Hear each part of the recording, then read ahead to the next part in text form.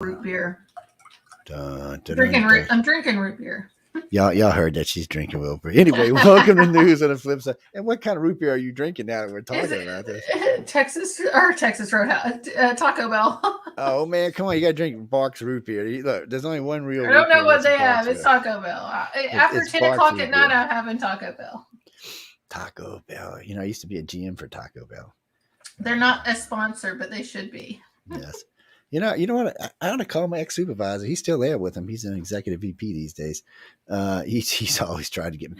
Oh, I'll make you supervisor. Yeah, whatever. Keep your job. I did. I was actually a general manager for McDonald's, and I was leaving McDonald's, and I was making we're talking they make 30 good money. Well, as a GM, so this is going back about 35 years.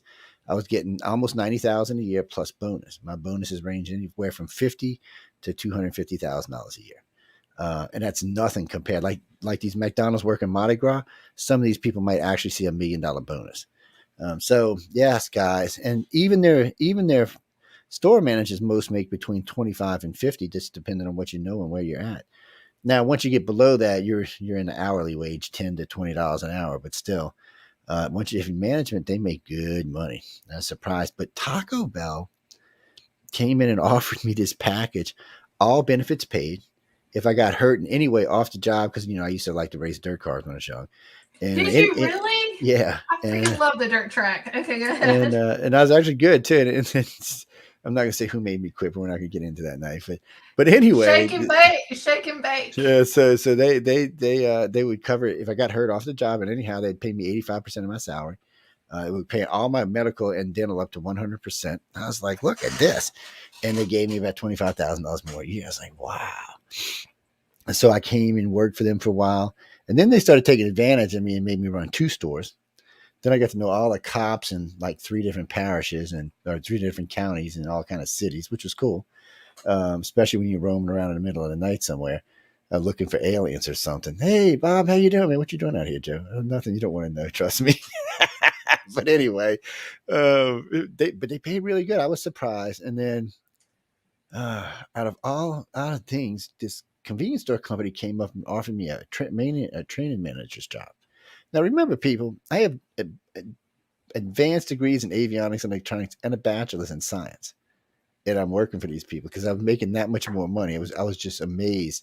So they came in and said, "Look, we're gonna give you everything you've got right now, plus this, and this. We want you to come be our training manager." But they wanted me to do 1 or 2 other things because I was kind of known across some of these companies for catching thieves. So they asked me if I'd come in and review a bunch of tapes when I first got there before I started training manager. I said, "Sure." I said, "But I want $500 per thief I catch. First day, 5 stores, 15 people. First day. By the end of the week, I had caught almost 105 people. And stupid shit like taking money and rolling it and sliding it under the register, or not actually dropping it in the dropping it on the side to save. I'm like, what do you think? We blind people? But the problem was nobody was really reviewing the tapes. And you have to learn how to review a tape in fast forward mode, or you'll never get it done. You can't do it in real time because they're 8-hour tapes. So, man, they were like, okay. Yeah. I still remember my boss came in. He's an executive VP. He goes, "Okay, Joe, that's enough for a while. Let's go back to training managers how to do this." And I told him, so I'm in a big meeting with like 3 executive VPs, the president of the company. I said, "I'll tell you what's wrong. You teach your managers how to steal." And they're like, "What do you mean?" And I said, "Let me tell you, let's go through their training." I said, "You're teaching them how to steal." I said, "You showed them all the ways to catch a thief, which means you just showed them all how to steal." And they were you could just see their face was like, and I said, "Look, let's try a different form of training." So we took on a new program for the next 2 years. Man, inventory theft went down. Money theft went down like 85%. They were like, "Oh, yeah, yeah." And then I decided, you know what? I'm really good. Let me go business for myself. Screw this. So I went, because I used to own a construction company before I got into fast food. I grew up, our family owned a bunch of restaurants when I was growing up, and they owned real estate companies. So I kind of grew up in both. And so it was not foreign to me to get into it, but I'm just telling y'all people, because a lot of people look at these like McDonald's and Taco Bell and think, "Oh, that sucks." Yeah. when you get to the big There's job, good money. making the money, There's people. good money. I worked at Texas Roadhouse in Ashland. It was the #1 Texas Roadhouse in the nation because I was trying to open up my own restaurant. And I worked there Saturdays to get just experience because I never worked a restaurant before. And it ended up, I love that place. I ended up just working there. My partners that was part of that restaurant ended up backing out. But we would have stuff, not stealing money so much, but we would have guys in the back, kitchen staff, like they would steal whole big tubs of croutons, and then they would take the croutons home and bag them and then sell the crouton. Everything at Roadhouse is handmade except for the sour cream and applesauce. So we had those kind of people at Roadhouse. It was not stealing money. They were stealing our products. Yes. Oh yeah. Well, that happens too. Croutons. Oh yeah. They'll steal product and anything they can get their hands on. You name it. Hey, it's Uncle Jay. What you doing? Look at Jay's looking sexy tonight, baby. What you up to, man? That blue. I know, man. That's what I'm thinking, man. I'm like, whoa, mama. Let's top. Let's look good there. Yeah, it kind of it's sort of Superman color. Looking good, baby. Now these women will be going, oh my God, man, what are we gonna be doing? Blue's a good color. That's why I keep my back blue. Blue's a good color. I have several nice, really pretty blue shirts. Well, so if you go on my personal website or on UFO on the Cover site, there's a place where you can pick what color shirt you want me to wear, what color tie you want me to wear. And, I gotta write that down. Where's that at? Oh no, I ain't telling you. No, we ain't talking about it no more. No, okay, people, let's move on to something else. To replay this. Oh my goodness! God. I might have to buy you some ties and send it to you, Joe. I need your address. Oh Jesus, baby. You don't even know. I have more ties than any one man should have. You think I was richer than marijuana leaf tie? I have one of them too, but I also have Christmas ties and all kinds. But I got a lot of silk ties, the long thin silk ties. And I got ties like these these actually go. This one and there's a purple one like this. Actually, you have. I love Elon Musk tie, don't you? I love Elon, man. Elon's my. Oh, wait a minute. No, we got to talk about this. Why she done brought Elon? So just tell you how great this man is. First, he lands 3 rockets the other day. I'm watching China and the U.S. mouth like he's launching 3 of them. And then on top of that, so he tested his new let's go to the moon and Mars spaceship. He shoots it up in the air, and not only does he come back and land it, he lands it in such a way that the tower could catch it. That was like, oh my God, NASA can't even get theirs in freaking space, and he's catching the damn things. I'm like, I was impressed. I was. Oh man, the man is brilliant. But while he's being so brilliant with SpaceX, they're recalling. What is it, 36,000 Teslas? I was like, so maybe he should get out. That doesn't sound good. Elon Musk, if you're hearing us right now, you need to come on the show. So they are saying that he single-handedly is going to bring down the FBI. He already has. That's what they're saying. By buying Twitter, and because he bought Twitter, Mark Zuckerberg felt the need to come out and say what he said. Which Mark was smart. He got ahead of it. Instead of waiting until Elon said something, he came out first and said something. So he was smart. So now they're nailed. I mean, here you've got Elon Musk saying, look, this is all what they were saying. They were coming every day and doing this. Now we're talking about criminal charges for Jack Dorsey and his board of directors. Oh, the Roth guy. So I'm thinking, I'm like, oh man. And plus, our other boy over there with the crypto coins, he's probably going to jail for life. Did you see who bailed him out? No, I didn't.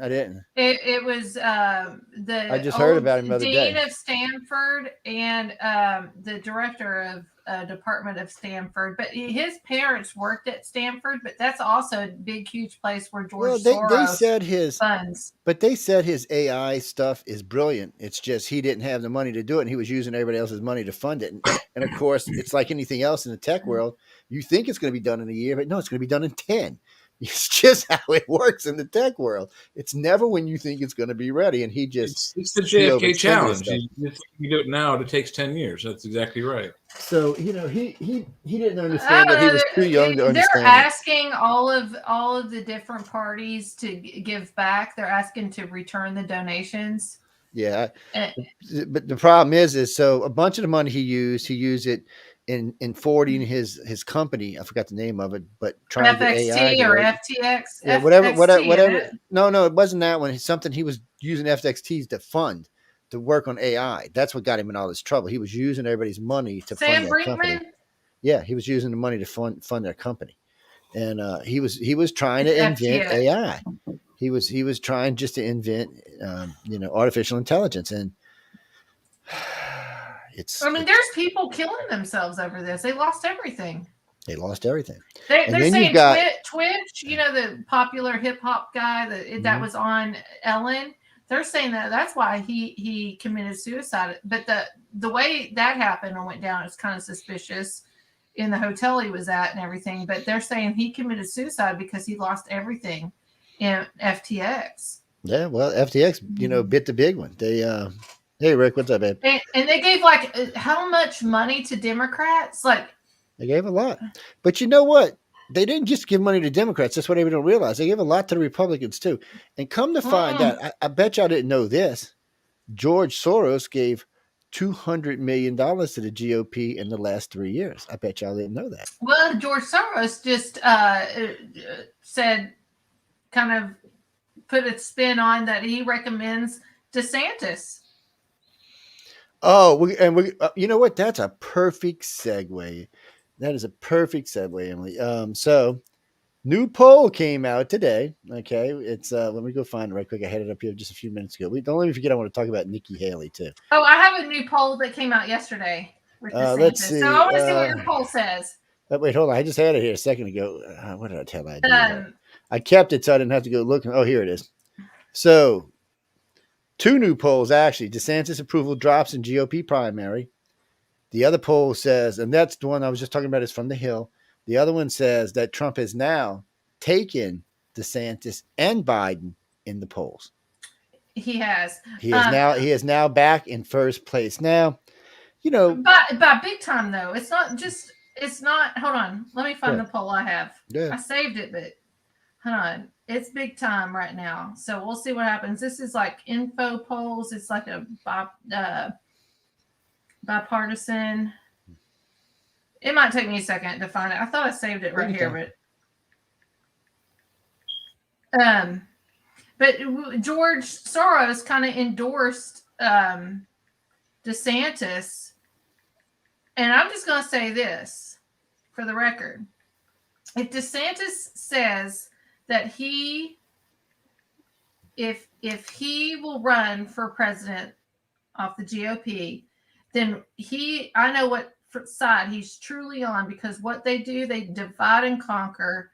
It's going to divide MAGA, and actually, I don't even think DeSantis will win. I think the Democrats will win, unless there's cheating involved. Honestly, he's lucky that the state of Florida stays red. Well, I don't know what all is going to go down here. DeSantis. Well, okay, who was it? This poll, I had it right here. I'll find the other one in a minute. Oh, here I have it right here. 2024. Yeah. This was yesterday. No, that's not it. I'm sorry. Yeah, it's okay. It's that was January 27th. I missed it. Hold on. Let me scroll up. I scrolled too far. I saved it on my saved things. I saved too much stuff. Wait. What is this? Who just sent me this? Video shows Kennedy questioning FBI director, not opposing Cortez's shady activities. Who's Cortez? Alexander Cortez, AOC. Okay. She's on the investigation right now, so. Okay, they have Trump up by 9 points. This was. You so cute, baby. I think. Actually, this is February the 5th. Yeah, I thought I just had something 2 days ago. This is February the 5th. I have Trump up by 9 points at 50%. I have Biden at 41%. Yeah, Biden's numbers. The balloon thing is killing Biden. It's just killing him. Everything should kill him. But he wasn't. He was ahead. DeSantis was in second. Biden was in first, and Trump was in third. And then the balloon thing came out, and this is what makes all the difference, ladies and gentlemen. How about the State of the Union address? It was like the lowest viewed State of the Union address in history. Pathetic. It was pathetic. I'm not even arguing with you. It was pathetic. But none of that mattered because the country said, well, all right, we're on this bullshit.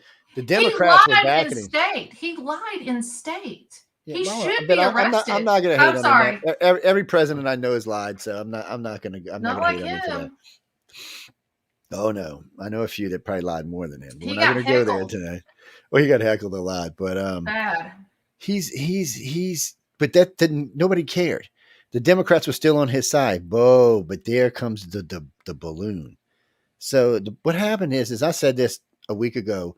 I said, look, people, y'all aren't taking this balloon serious. I said it had a package the size of a school bus. That means it could have been carrying a nuke. It flew over 3 of our nuclear bases. It could have detonated, and the EMP alone we wouldn't have been able to launch.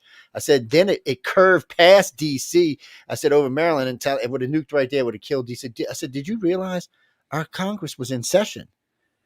The Democrats and everybody was there. The House, the Senate. You realize this? That they say we knew this was there. We knew this was there. And Blinken was going to China. What was it, on February 1st, 2nd or something?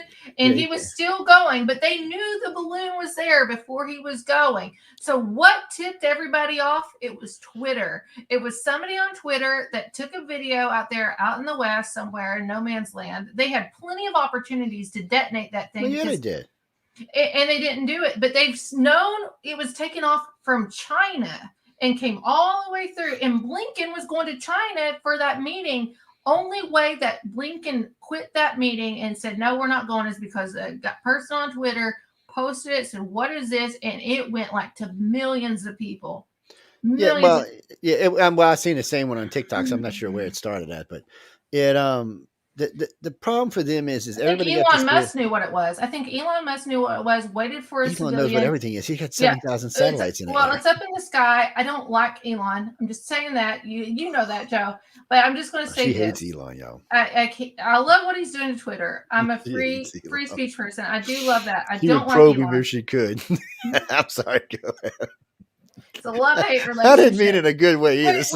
When you name your kids letters and numbers, I just don't get that at all. But that's his women. That ain't him. Don't blame him for what his crazy women do. He came up with it. He threatened them. I know they did. No, that's his crazy women. But he knows what's up in the air. I think he was waiting for the right time for somebody to do that, and then it did. It was from a Twitter post, and it went. That's right. Blame the crazy.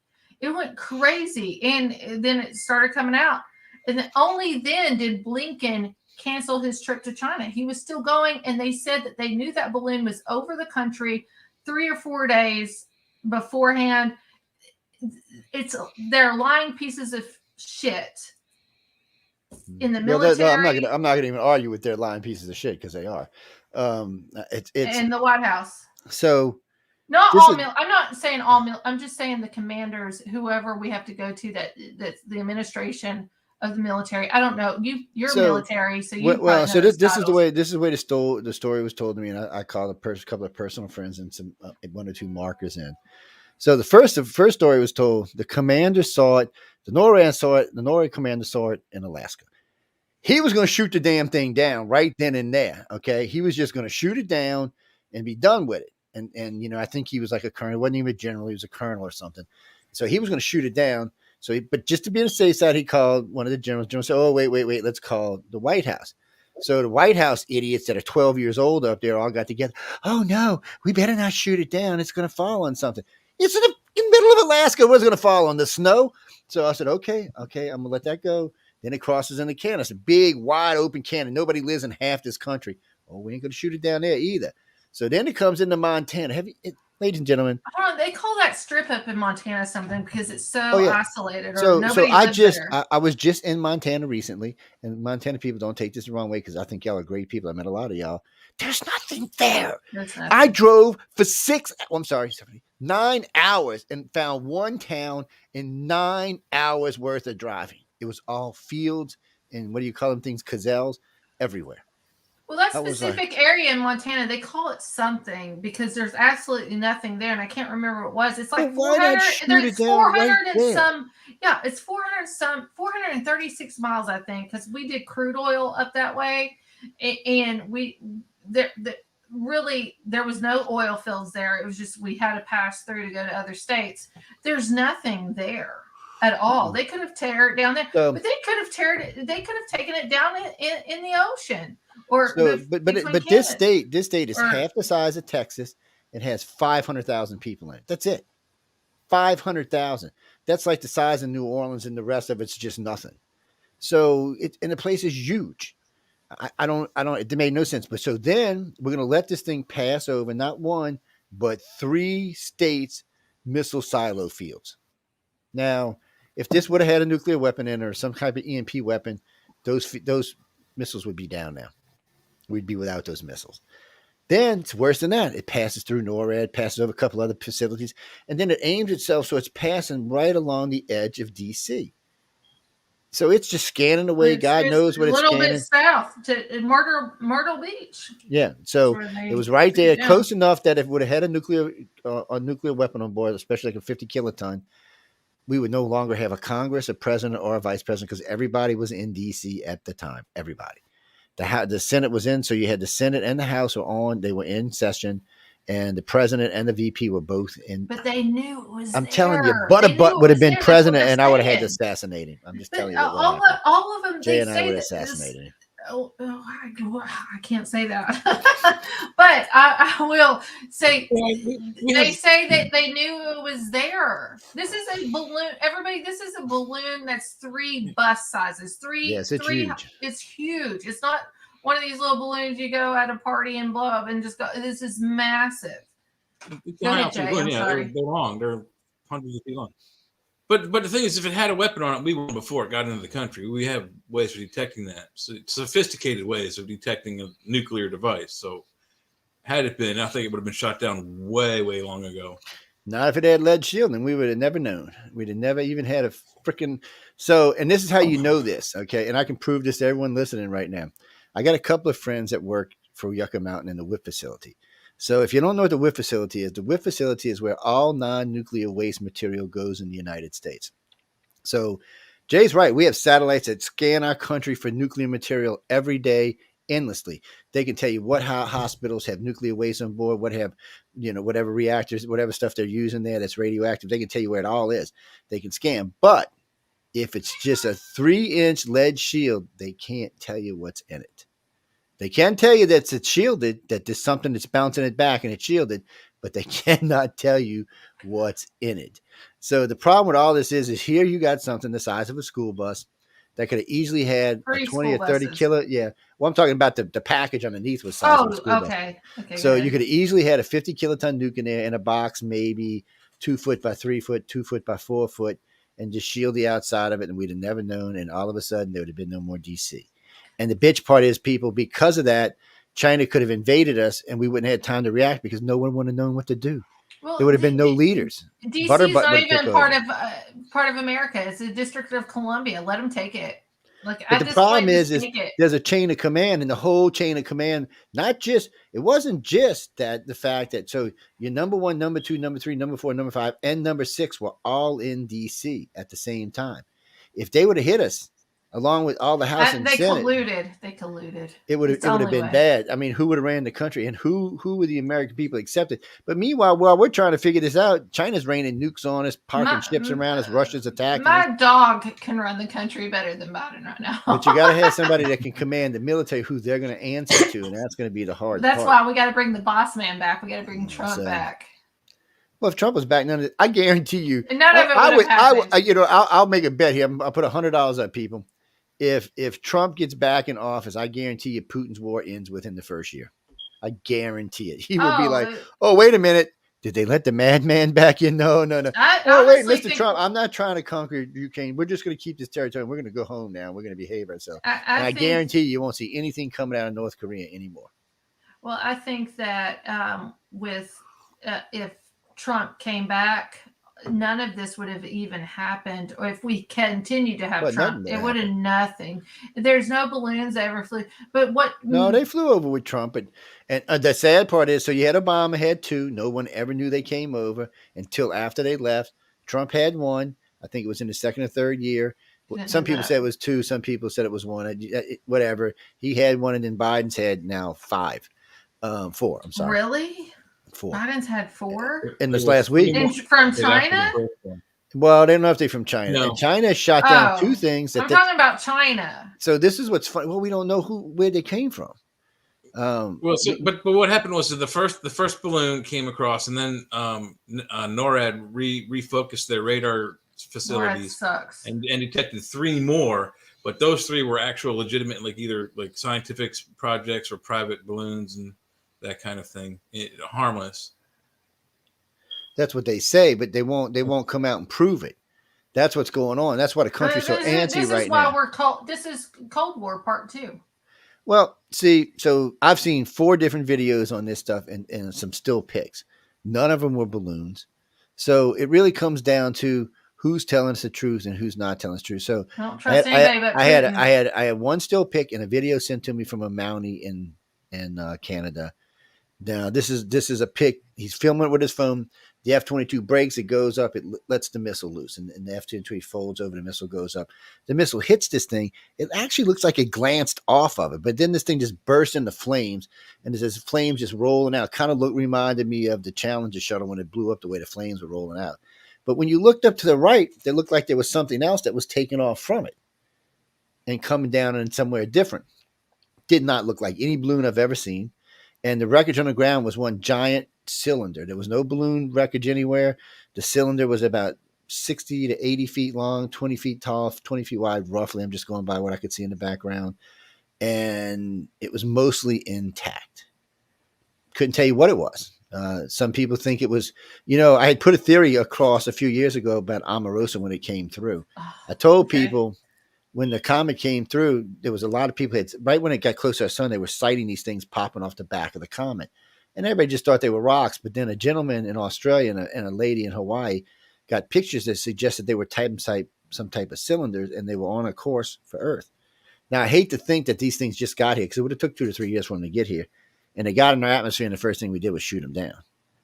I'm thinking that, well, won't that suck if it's somebody saying hi to us or somebody just taking a look at us? Regardless, none of them are ours. The American government says the last 3 were not Chinese. And now the government's saying the first Chinese one it just went off course. It wasn't meant to come over our country. Bullshit. That's what Biden's saying, because he's under so much scrutiny for not shooting it down immediately and letting this thing scan our entire country. I mean, everybody's like, well, we recovered the package. So what damage is done? I said, you ever heard about satellites? It's as it's scanning, it's transmitting to the satellite. And even laser weaponry. People don't even understand that. Like, they shoot these lasers down that we may not see physically, but it's there, and they will sweep back and forth over land terraces and everything, where they want to put their military, if they want to come over any other way. Like, I went down that rabbit hole with laser weaponry and technology. This is just microwave, or not even microwave. This is balloon. The balloon. I mean, what was it scanning? I want to know what's in that balloon. What are they going to find? They're never going to tell us. According to the package, okay. So this is a couple of things. The first package was supposed to be standard spy equipment. Wait a minute. Wait for this, people. Standard U.S. spy equipment. It even had U.S. writing and U.S. military stamps on it. Made in the U.S. Yes, made in the U.S. It was a military part made in the U.S. that the Chinese were using to spy on us. That tells you all you need to know about the freaking government in this country right now. That's a slap in the face. It is. That's a mockery. But the one that came down over the lake, Heron Lake, Lake Huron is what they call it's I forgot the name of it. The Oracle is what it's called, because it's a sphere. It's also for spying. Here we go. So, but wait. According to Biden's people, it's not from China. The other two I've heard at least 5 dozen different. Where's it from? Yeah. And again, all the other ones shut down were benign, and everybody wants to know why it took a week to tell us. And now, if you listen to Jean Pierre, it's a different story every day. I don't first it was benign this and benign that. Now it's like, well, yeah, it might have been benign, but someone might have a little spy stuff into it. 2 of them were not even, and the pilots, they released the pilots on 2 tapes came out. First thing you hear on him, how's this thing staying up in the air? It's not a balloon. That's first pilot you hear. That's the first thing you hear him say is, this is not a balloon, and how's it staying up in the air? He said his words, no mode of locomotion is what he said. couldn't see how it was kind staying of there, looked and then he weird shot too. it. It made me think, like, how is it staying in the air? Because when you think of a balloon, it needs some kind of helium or something to keep it up going. Like, it doesn't look like it had any kind of motor that we could see from it. Well, they have these little tiny little things, and they don't need much because they're only really steering it left or right. They can't really make it go up or down. The only way they can do that is release whatever air they've got into it, and if they too much, then it's going to crash somewhere. So it kind of looked really close to the surface from the videos, though. The one we shot down was at 60,000 feet, the first one, and but the other ones, the reason the other ones got in trouble was because all three of them were in passenger plane zones. From 20 to 40,000 feet. 20 and 30,000 feet. So we have to shoot them down. We don't have a choice. Jimmy, by the way, the 40,000 feet, they do fly 40,000, but it's reserved, and it's usually for something special, or if there's too much traffic, they may move some of them from between 20 and 30. Well, yeah, they stack them. Planes are always flying over each other all the time. Yeah, it's common. It's if you ever go sit outside and watch it, if you live close to a busy airport, you'll see them. One will be here, one will be 1,000 feet, and 1,000 feet, and then there'll be more trailing behind. Well, you gotta. People don't understand. You got a lot of Google balloons out there too. Google has. But there's a lot of balloons out there. There's a lot of all kind of stuff out there. But the problem is most things are tagged, so we know what they are. Like anything, if it comes from the U.S., it has to have a motion tag on it, or whatever they call it. So if it's like Google or the weather company or something like that, it's going to be giving off a transponder signal. So you know it's one of ours. We're not going to shoot it down. We're going to leave it alone because they're constantly. I mean, Noah's flying shit all over the place all the time, man. They're releasing them big, long, tall balloons all over the place. Those weather balloons, you see them all the time coming by. But weather balloons. They have transponders on them. But they have transponders so they know what they're. And wait, people, you don't even have to take my word for this. You can go buy Airport Monitor, and it will actually show the transponder signals of the different balloons around the country. Some days there's a lot, some days there's one, but they're out there. You got to look because there's so much air traffic and there's so much. When you go look at the Airport Monitor, it's in real time, and you'll be amazed how much traffic is there. I always tell people the best time to search is later in the evening. You might catch one when they're launching, one early in the morning when there's not as much airplane traffic out there. You might catch them, but it also shows military flights. Even classified flights are shown where it's coming from and where it's going to. Oh yeah, and real quick, I'm just going to insert this. I've learned a lot about air traffic control and all this stuff from Monkey, and then Works WERX on YouTube. He's phenomenal. He worked in the military and everything. He has all these videos with the balloon stuff. He had a special show says balloons everywhere, and he talks about all the different types of balloons that are out there and what should be suspicious or not. Like, he's really good. But I mean, that's what I said. They all have transponders on them. Most people, most Americans don't even know they have transponders. They don't even think that far. He will tell you when the president's in the air, even, and then he will also tell you that the transportation is going down to Gitmo and back, and you will, if you watch him enough, you will see a pattern, and then you will understand that. Yeah, you don't even have to watch it. Just go buy the software. Go buy the monitor. You can buy the software, but it helped me to understand. I never worked in the air. I'd done a lot of trucking.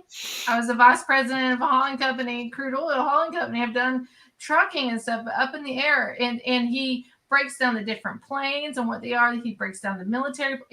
I love him. He's really good. Yeah, so if anybody's interested. And for the nerds out there and the geeks, you can just go get the monitor software. It's easy.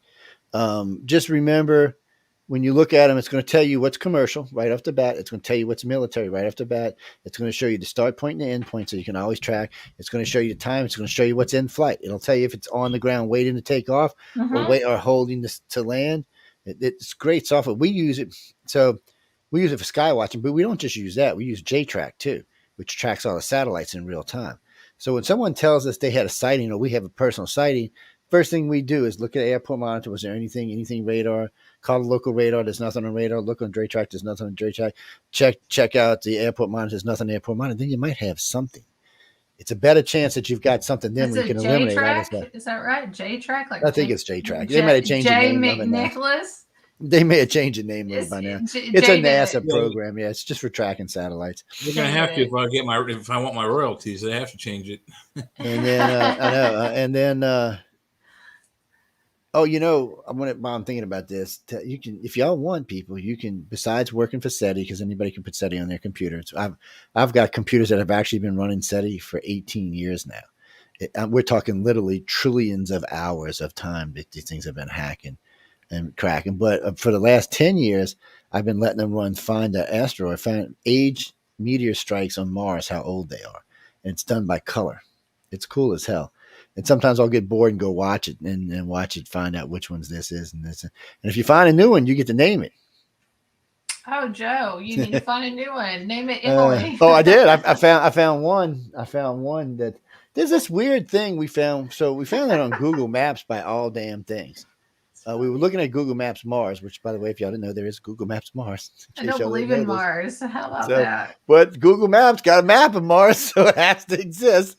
But they got this spot on Mars where something came in, and it looks like it might have been an asteroid until you realize it slid in at a nice smooth angle, and it buried itself in. It never went under the ground. It just buried itself, and it's a perfect saucer shape. And you can see something peeking out the other end where it stopped. It's a cool pic. I got it. It's posted on Facebook somewhere. God, it's probably like 5 years ago, but still, it's up there. And I may have it somewhere in the computer, but it's cool. It's still on my Google Mars. And wait, Google just doesn't do Mars now, and neither does NASA. You can go to all the different planets in the solar system now that's been mapped by satellites. Pluto? You can't go to Pluto, can you? Yeah, if it's been mapped, yeah. If it's been mapped, we can go there. I don't think they go that far. We've got enough close flybys to Pluto recently. They can do it for Pluto, sure. Yeah, y'all gonna think I don't believe in the planets. And wait, worse than that, my weather app on my phone will give you the weather on 4 of the planets. I was like, get the shit out of here with this, man. I love this stuff. The planets are a good thing. I love your mug. Little snowman. Smiling at y'all saying hi. I don't believe in planets. Folgers, by the way, people. Is that bad of me? I don't believe in planets. You don't have to believe that, you want to believe, you don't want to I don't hear very many people talk about it. I just did my own study and research and went down, had my Great Awakening and all that stuff. That was part of that. But I told you this before. Stop limiting the creator. He's going to bite you in the ass for this. Yeah, well, he's going to say, Emily, Joe was right. There's lots of planets. Well, it doesn't talk about those planets. But, we'll see what Elon comes up with. Okay, Joe? Elon's going. Look, I wouldn't be surprised. Elon's already been on Mars, man. The man is insane. Elon is Mars. He's gonna have. God. I guarantee you, he's gonna have another 10 kids. On, listen. Let me tell you this. El in Hebrew means God with lowercase g, not capital G, not God of Most High, lowercase g. On means above. God above. So no matter, it makes sense that he's doing all this stuff above. And everything, and maybe that's where he'll flourish. But with Tesla and PayPal and stuff, that was all BS. Like he rode coattails for that. So did you take a picture of us? Mm-hmm. No, I wasn't ready. What do you mean take a picture of us? We're all over the internet on 3 views. Don't worry about the damn picture. You didn't see me stop I didn't pose. I thought he was just filming me like I'm making a lot of sense. I need to go back and listen to Emily later, Joe.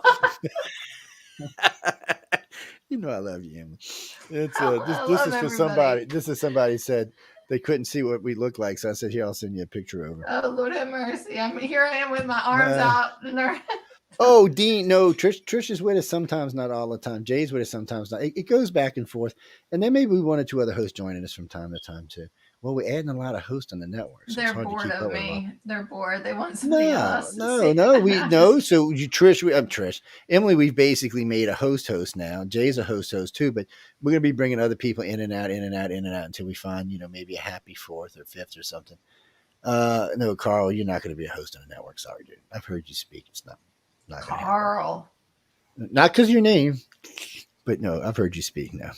That devastated me with The Walking Dead.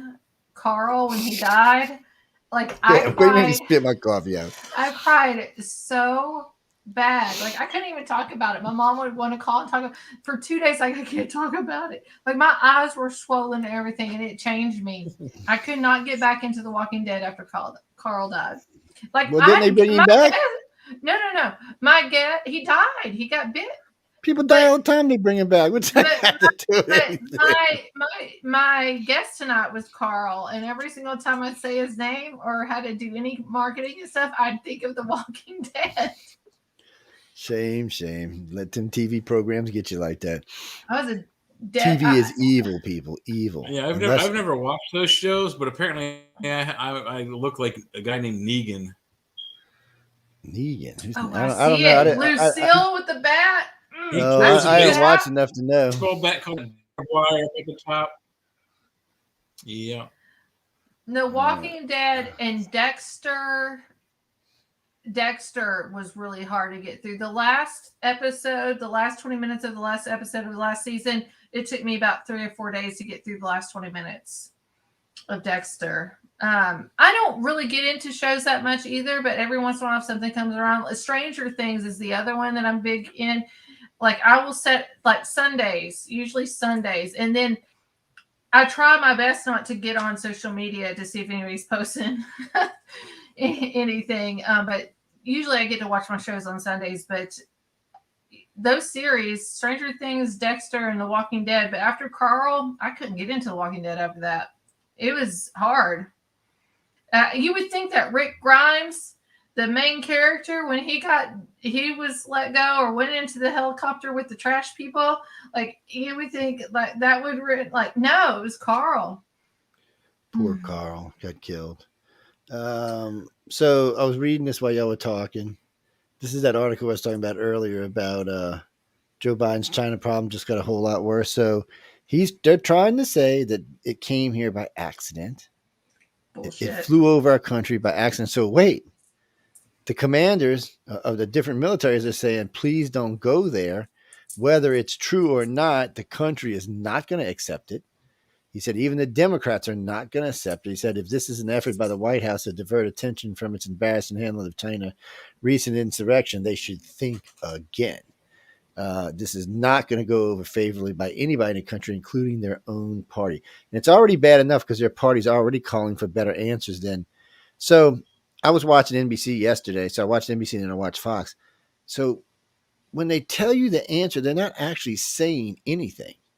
One of them said, well, we think it was a technology balloon for this, that. No, wait, what? Well, where is it? Why aren't we seeing it?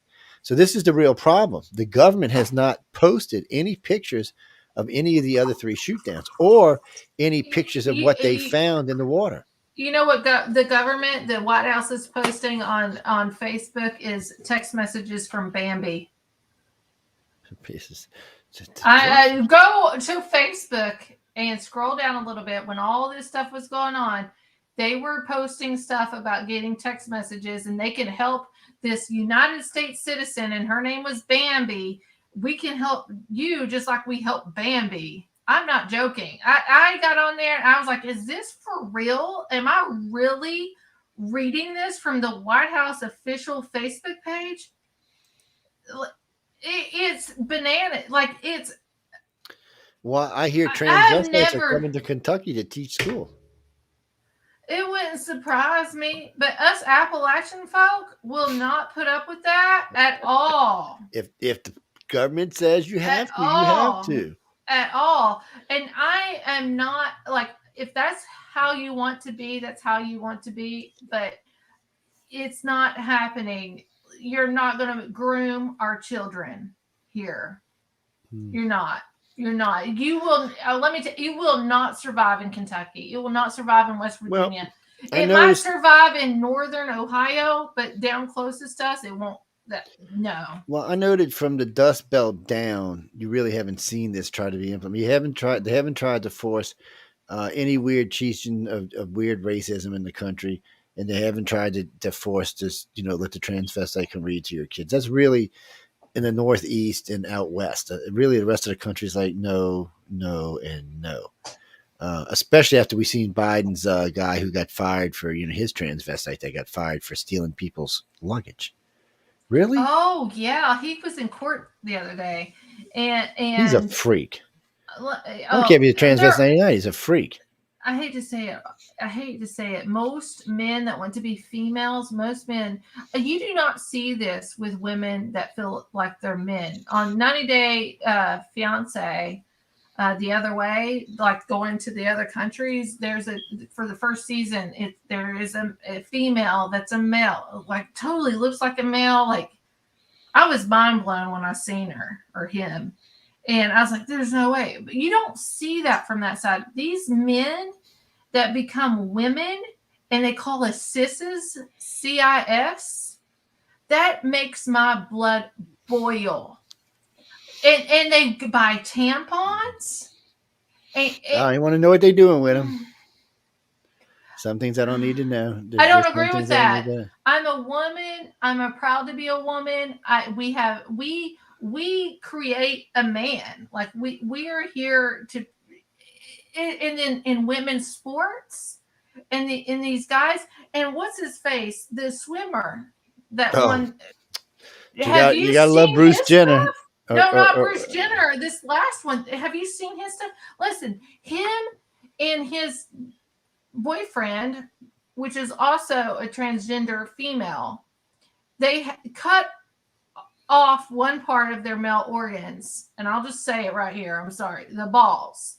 Okay, they cut off their balls. They castrated themselves, and they save them in a jar, and they expect this guy to change his clothes and everything in the locker room with these other professional females.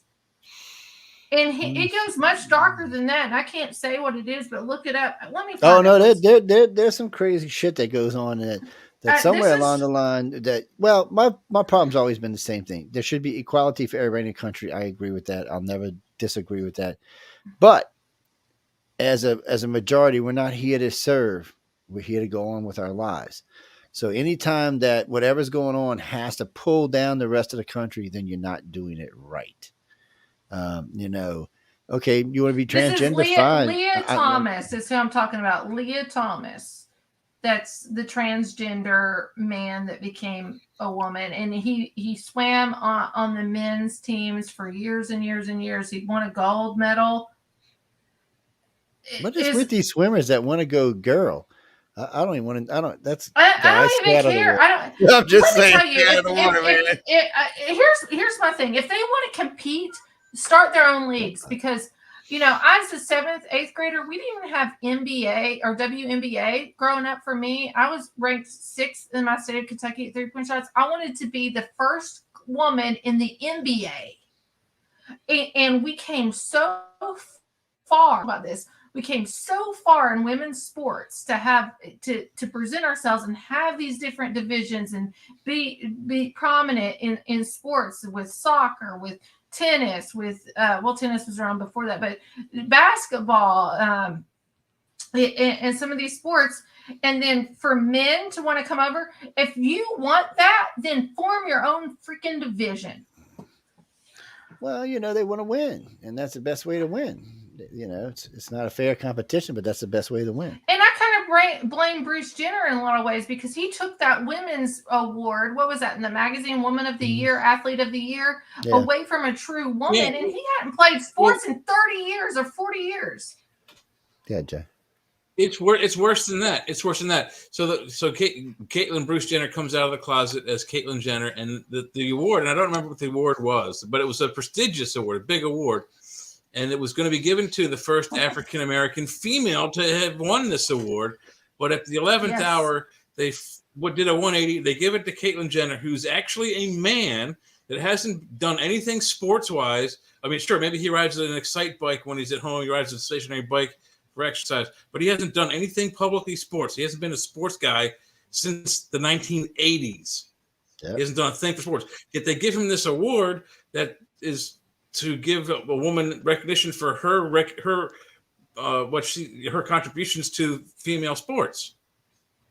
He's not a female. He hasn't done sports in 40 years, but he gets this stupid reward. I'm not even like a Nobel Peace Prize for Obama. That's liberals. I mean, come on. You give the Nobel Peace Prize to the guy who's got 2 wars going on? It's participation trophyism is what it is. It is. Oh, but it's a participation trophyism is what's going on here. So that's what it is. But that's the stuff. thing. because they're different. That's how liberals work today. So they do that kind of stuff because they think they're doing the right thing. They've gotten to the point now where, it's just anything that's opposite or crazy. That seems to be what they want to do. They don't really seem to have the country's best interest in heart anymore. It's really about the power. It's not about what's going on. If they're okay with men and women's sports, that's an issue with them right there. They're not thinking about the women at all. And then they do things like, and then they're total racist because they've been hiring based on sex and color. So Buttigieg got the job because he's gay. Mom already said that. Well, the Supreme Court lady too. She got it because she was black. Kamala got it because she was black. And she's Indian. Yeah, she's Indian, my ass. And Jean Lepre got it because she's gay and black. So first off, when Biden got up there and said, I'm going to get a black woman for the vice president. Okay. Right off the bat, the country should have got pissed and said, well, wait a minute. We need the best person, not the best color. So this is what the liberals have become. It's all about the first. It's not about who's going to do us the best job. That's what happened with Obama. They was so in a hurry to get a black president in that they just rushed Obama, who could have been a good president. They just didn't give him time to grow. I mean, he went from a community organizer to president of the most powerful nation in the world in 6 months or in a year. So, I mean, you just know, man, he never had a prayer. The GOP ate him alive. I mean, and then you got people like Nancy Pelosi, read the bill, then pass. I mean, pass the bill, then read it. Really? I mean, come on. Yeah, that is your liberal party today. That's it. All you need to know about the liberal party today. No, Gina, I'm a centralist, so I can get on both sides. And I got my problems with the GOP, too. We're not talking about that right now, though. It's the problem here is liberals have gone to this point and they don't know how to turn around. They don't know how to be part of the country. Like they got mad when the GOP were fighting about who was going to be the new leader of the House. Well, that's part of the job. You should be fighting about who's going to be the leader of the House. You don't want to just hand it over. You want to give it to the best guy. And you want to make sure that it's going to help your constituents out the best. But people just don't realize it anymore. They freak out and they do whatever. And the liberals just want to go ahead and do things based on that. So in this country, in case you didn't know, hiring based on sex or color is completely illegal and carries a decent, you can get jail time for it and you can get the crap suit out of you for it. All because what? You're hiring based on color. And then what bothers me about this even more is the liberals seem to be blind. They're colorblind. So, all right, they're all helping blacks anytime they can. They're screwing them a lot of times too, but there's always black. Well, what about Hispanics? What about Orientals or Asians? What about Native Americans? If anybody got screwed in this country, it's the Native Americans. So, I mean, we're not going to talk about that. It's like when people tell me we need gun control, but we don't need car control. Okay. So y'all understand this. More people die by cars every year than by guns. But what's worse than that, guns don't really maim that many people. Cars maim an estimated 215 to 250,000 people every year in our country. They kill somewhere between 30 and 50,000, and they maim way more than guns could ever do. But we're worried about the gun, but we're not worried about the person driving the automobile, and which recently we have seen automobiles being used as weapons. And I said this in the beginning, even if you get rid of guns, the criminals are still going to find them. And who somebody who wants to kill you that don't have a gun, they're going to poison you, they're going to blow you up, or they're going to run you over. Look at Timothy McVeigh, took a whole building out. Yeah, with some fertilizer. And you think because you take away guns that murders are going to stop. It's not going to happen. You're eliminating the wrong problem. You got to eliminate the problem that's causing people to want to go kill other people. It's not the gun. The gun don't go, Shay, go kill such and such. No, it's the person. It's the individual. Again, guns don't kill people. People kill people. So, unless you pull that trigger, that gun's not going to do anything. It's just going to lay there. Wait, I was going to show you. Martha's usually behind me, but she's on vacation today. So we have to keep that in mind. And it comes right back. Yeah, no, Chris. No, it's true. Obama, it's just like with the Supreme Court. He said, I'm going to put a black woman on the Supreme Court. Now, is this woman the best person for the job? Was there no black man out there a better job? Was there no white Asian woman out there a better job?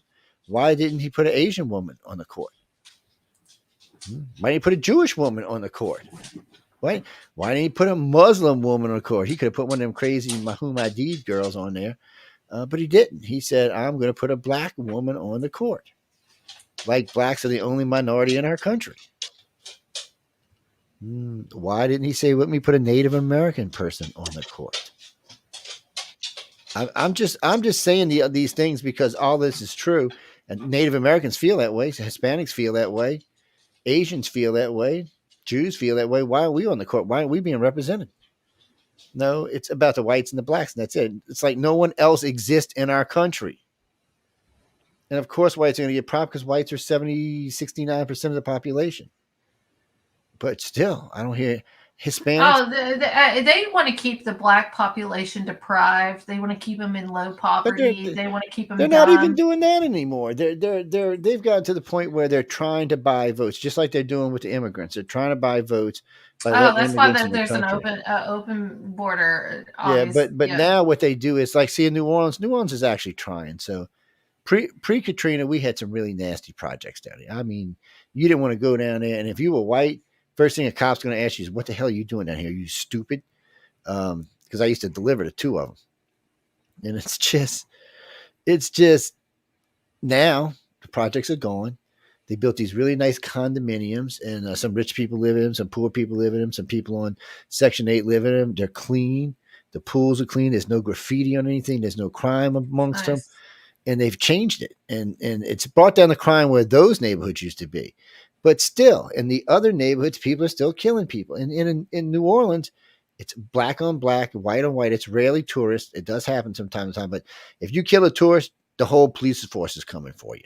They do not. They frown on killing tourists big time. So the whole police force is coming. Speaking of police, those 5 police officers that killed the 5 African American police officers that killed the one guy. Have we heard anything else about that? In Tennessee, was it in Tennessee? It was Tennessee, wasn't it? All I've heard was they all pled innocent. That was the last I heard. I still couldn't find them on payroll. So if anybody if you researching that case, because I'm going to start doing true crime stuff. If you're researching that case and you can find them on the payroll, message me. I want to know. I can't find them. They it's kind of weird. It's kind of weird the way some of that stuff worked out. Ow, I keep stepping on this damn lamp down here. I'm going to move this thing. I'm trying to figure out how. Speaking of that, what's his face filed an appeal for George. What was the guy? I hate to say George Floyd. George Floyd Chavez. Is his last name Chavez, right? Oh, I don't know. I'd be lying if I said yeah. Hold on. He filed. Chauvin. Derek Chauvin. He filed an appeal. And everything that's coming on, and then we have Candace Owens that did that documentary. Did you watch that documentary? It's super interesting. It had a lot of great information in it. It's a setup. It was all a freaking setup. And that the scandal that went behind Black Lives Matter movement, which I followed the money. I followed the money way before that, and they were the #1 donor for Biden for president. And the parallel of I Can't Breathe Foundation was mind blowing. I posted that everywhere. I did a video on it, and obviously it got taken down, and I got banned. Yeah, well, the thing with so Black Lives Matter was a weird thing. So I've done press for Black Lives Matter. Local chapters are actually pretty good, to be honest with you. So this is really weird, though. I'm invited to Hattiesburg, Mississippi to do press for Black Lives Matter. I drive up there. Got the boss lady with me, pull up. We're getting out. A friend of mine comes out, a black gentleman I know, and we're talking about what we're going to do. So no black people showed up. None. It was all, and I mean, this looked like rednecks out of the middle of Mississippi rednecks. Like if you were black, you didn't want to be around them because something bad might happen to you. But don't get me wrong. It was 200 or 300 of them showed up, and they had their pics and their pictures and all, and they're out there chanting, for Black Lives Matter, but there was not a black person out there.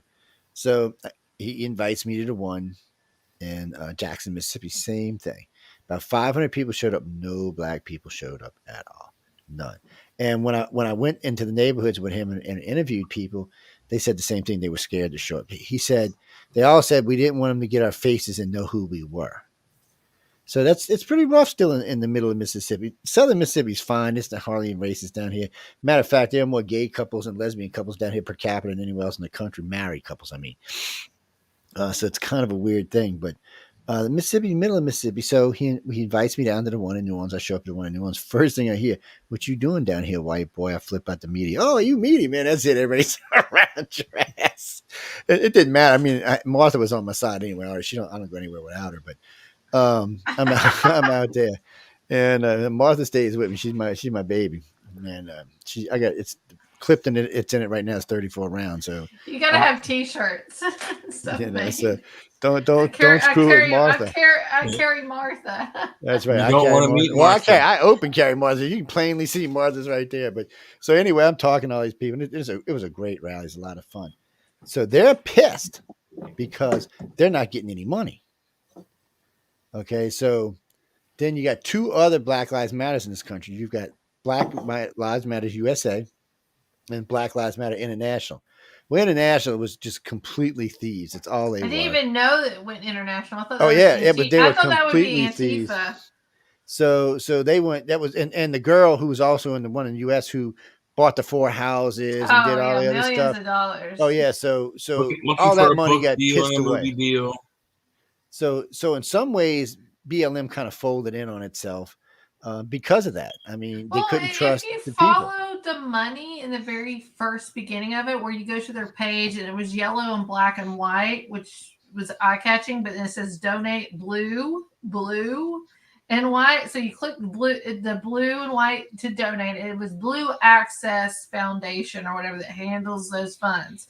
So you donate, and that's who takes in the money, which was also the #1 donor for Biden for president. So then you go, so you see the first time that they they send a check in for Biden for president, and you see the last time. All the transactions are there. Everybody can go look this up yourself. Yeah, 501(c)(3) they have to. So the first transaction and the last transaction, and then go to I Can't Breathe Foundation, which is the one that pushes all this, white police officers killing black police officers. And you can see a difference from an election year based off any other year. And you can see when it started with the first check and the last check. It is absolutely mind-blowing. Well, it's not money went in, but nobody knows where all of it went. It's just where they're saying this person was killed, this person was killed, this person was killed. Like you would have 20, 30 people dead in a year of an election based off a year before the election where you had 5. Well, what is it? I forgot now. So I'd have to go look to be sure, but usually about 800 or 900 blacks get killed by cops every year. About 17 or 1800 white people get killed by cops every year. It might be higher than that, actually, guys. It's been a while since I checked. We haven't done a show in 3 years. So those numbers are at least 3 years old. Now, by saying that, very few of them become this mess we're talking about right now, the George Floyd, or, it's funny, or I shouldn't say funny, but a friend of mine, he said, yeah, I call into the Black Information Network all the time. I call in regularly there. And, you do? Yeah, and I call in regularly. For a long time, they thought a lot of people think I'm black, by the way. When they meet me, they're like, wow, you're white. I'm from New Orleans. I got a cool-ass accent. So sometimes some of my colloquialisms make me sound that way sometimes.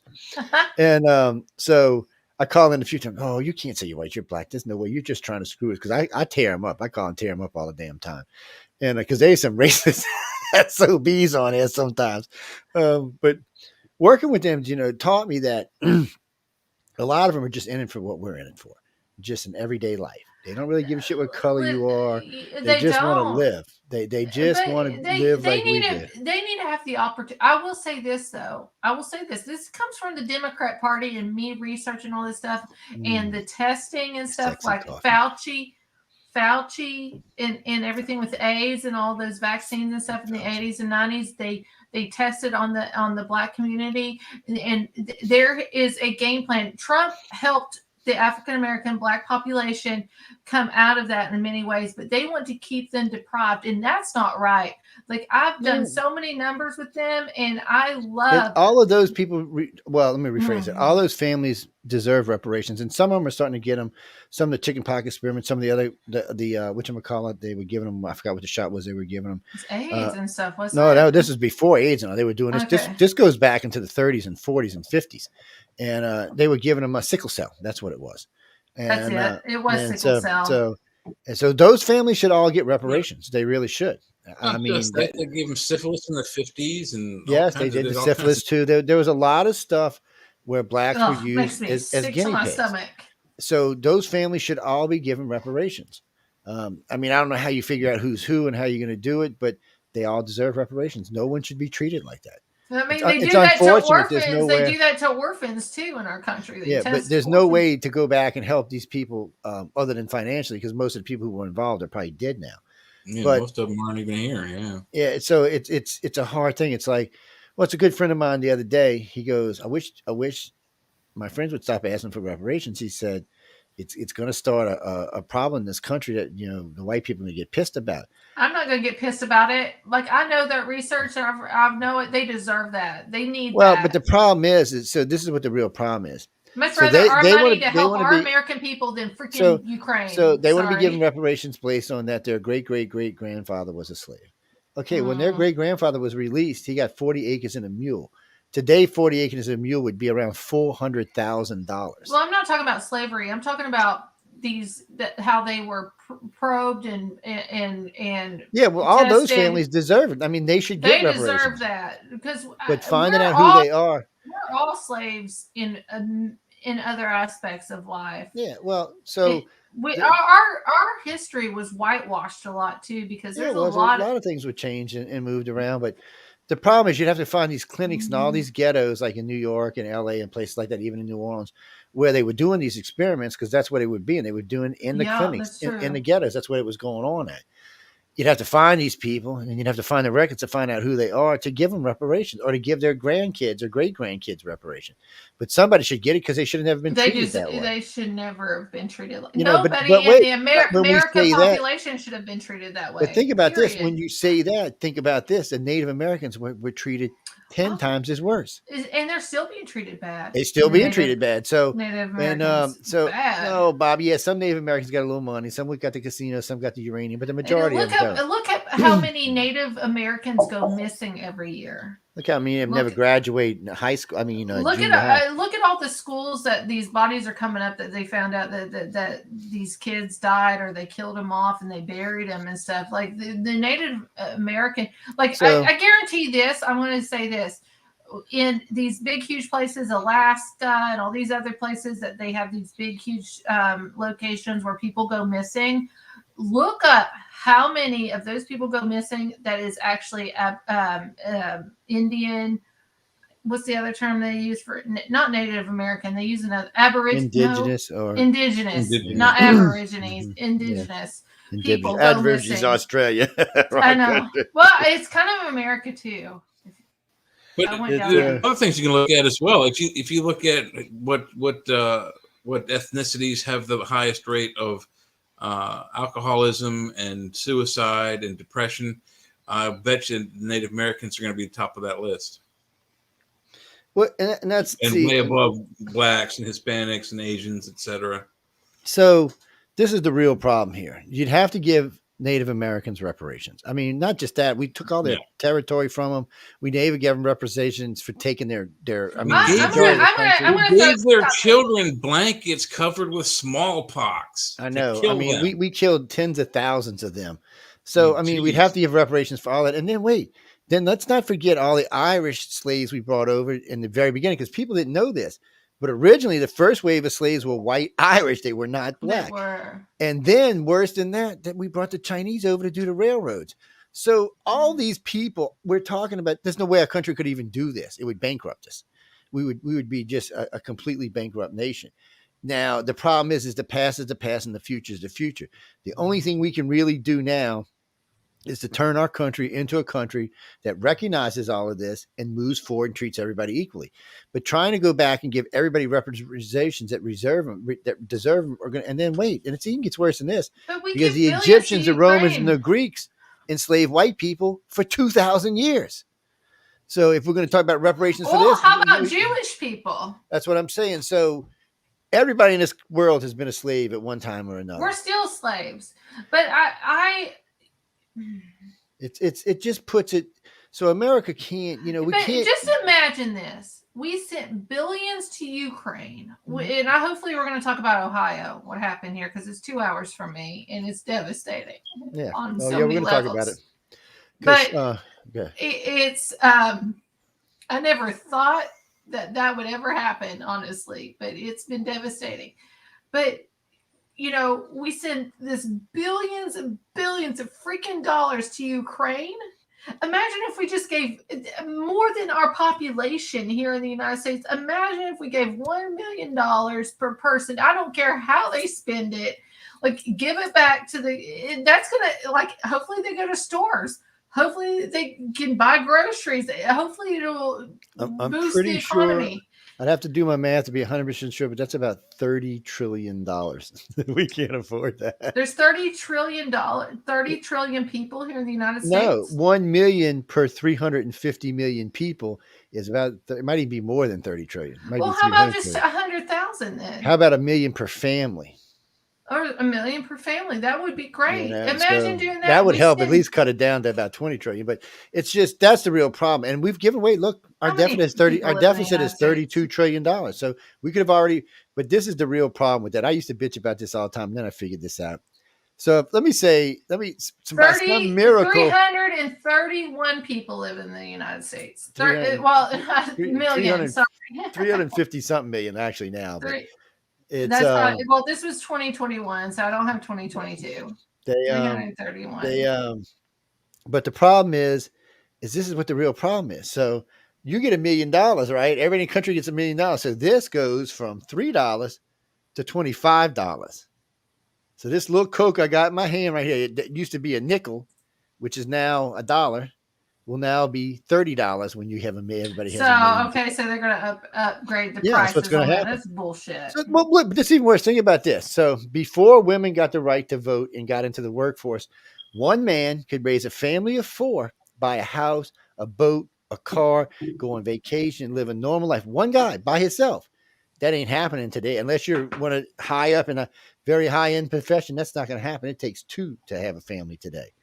My wife and I both made good money, and it was still tight. I made good money as a single mom, and I'm still tight. That's what I'm saying. So it's not the same as let me tell you this. I'm comfortable where I'm at. If I had a husband here, I pay all my bills and stuff, all his things. Hopefully, he's not that big debt. That'd just be extra. We'd be traveling then. No. But I don't have that as a single mother. I make good money, but I want my damn reparations. Look, I'm part Native American. I want my damn reparations here. I'm not having this shit. I want my reparations. That's right. And I got Irish and Italian. I mean, I got Italian. Me too. I want all my damn reparations. What's going on here? That's the real problem. That's the real problem. When you start talking about reparations for anybody, because that's the Democrats think. Well, we need to give reparations to 13% of our population. Actually, 14% of our population. Let me tell you this: if I was ever president or anything like that, it's about 30 million people. I would be giving back to the American people way before I would do anything in foreign affairs. What was it? George Washington said something about that. He warned us against two-party system, and he warned us against being involved in foreign affairs. George Washington. We should have a 3-party system minimum. I don't think we should have any party. I think we should eliminate both parties. A third party will never be successful. Actually, there used to be a third party for a long time. I'm libertarian. But a third party. But you got to have a middleist or a centralist party, because in reality, the majority of Dems and the majority of Republicans are in the middle. They're not way far left or way far right. So if all of them joined a centralist party, that would give them the control. So what would happen in this country is you would now have a party. Patriot Party. You now have a party that was looking for the United States, for the people. And the only time you would see the liberals or the GOP get any control is when this party needed to change something in the United States and needed one party or the other to do it.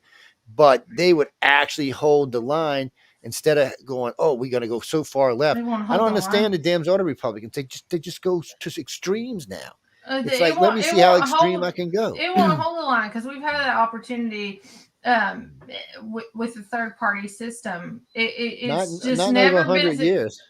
No, when the Whigs and all were here, we still have the independent run. No, independents are not a party, and independents are a joke. They're not a party. They're independent. That's what they are. Each independent thinks differently from the other. I'm so sick of the people that vote straight Democrat, straight Republican. It's BS, and you don't think, and you don't pray, and you don't. But that's what would happen if you put in a centralist party. That would take that away. I don't think so. Oh yeah, it would take it away. And they're actually working on it now. Jay, look at him down there. Love his heart. Jay's a libertarian.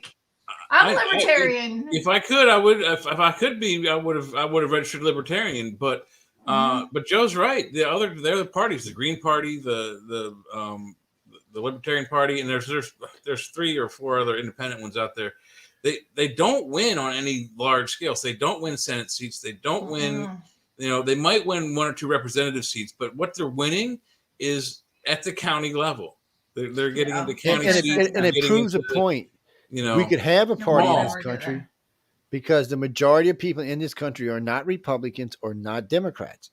The overall majority of people in this country are not Republicans. Oh yeah, no. I don't know about that. The Democrats are like 22% or 25%, and I think the Republicans are about 23%. Well, if that's the case, then they should not be voting straight ticket. Well, that's what they vote. They vote their own ticket, and then they talk their friends into voting a ticket. But the problem is the rest of the country's not voting. So the last vote was a big one. The last election was big. It was a big turnout. Have been pretty bad. The last one was a big turnout. I mean, it was record setting for both the Republicans and the Democrats. There was a lot of people. Are you talking presidential? Yeah, it was like 170 million people turned out. Well, are you talking about mail-in votes? No, I'm talking about votes in general. Talking about like 1/3 of the country. Yeah. But I heard 3 mail-in votes mailed to me in Kentucky. Yeah, well, that don't even surprise me there. Think about if we had 100% voter turnout. What do you think would happen? Yeah. Oh, Trump would have won by judging by the maps and at the county levels, not the big city level, but at the counties in the central parts of the states. Every state is almost 100% red. It's only these small little pockets around big cities, Detroit, 2 or 3 counties, 2 or 3 counties, 5 or 6 counties per state that are winning the elections for the Democrats. What would happen if 100% turnout happened? Who's got the more voters? That's one of those parties has more voters than anyone else. You can't sit here. We're 2-3 years into Biden. He got more votes than Obama and more votes than Hillary. That's bullshit. Like, I was watch his stuff. And like he had little seats with circles around him at his little meetings and stuff, and Trump didn't care about that. He had these big packed out things. Like there's no way. Trump had record Hispanic turnout, record Black turnout, and record turnout, and he still lost. He improved this minority. So if I was Mexican coming over to this state, I'm going to. If I'm an immigrant, I'd be like, you know what? I'm watching this. Hopefully they watch it. And I'm going to come over here and I'm going to come through this because this is the land of honey. And I'm coming over here and I'm going to vote Trump if he gets that GOP. Well, I was Mexican. Maybe he'll run as but the problem with Trump is not because of him losing. He also pointed out serious fraud in our voting system. Serious fraud. I don't think there's no way that he lost that election, and he proved it.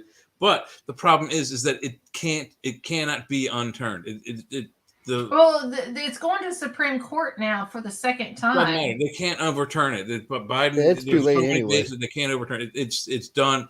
So the voter fraud thing has to stop, and the way to stop it is you just have to stop the absentee voting.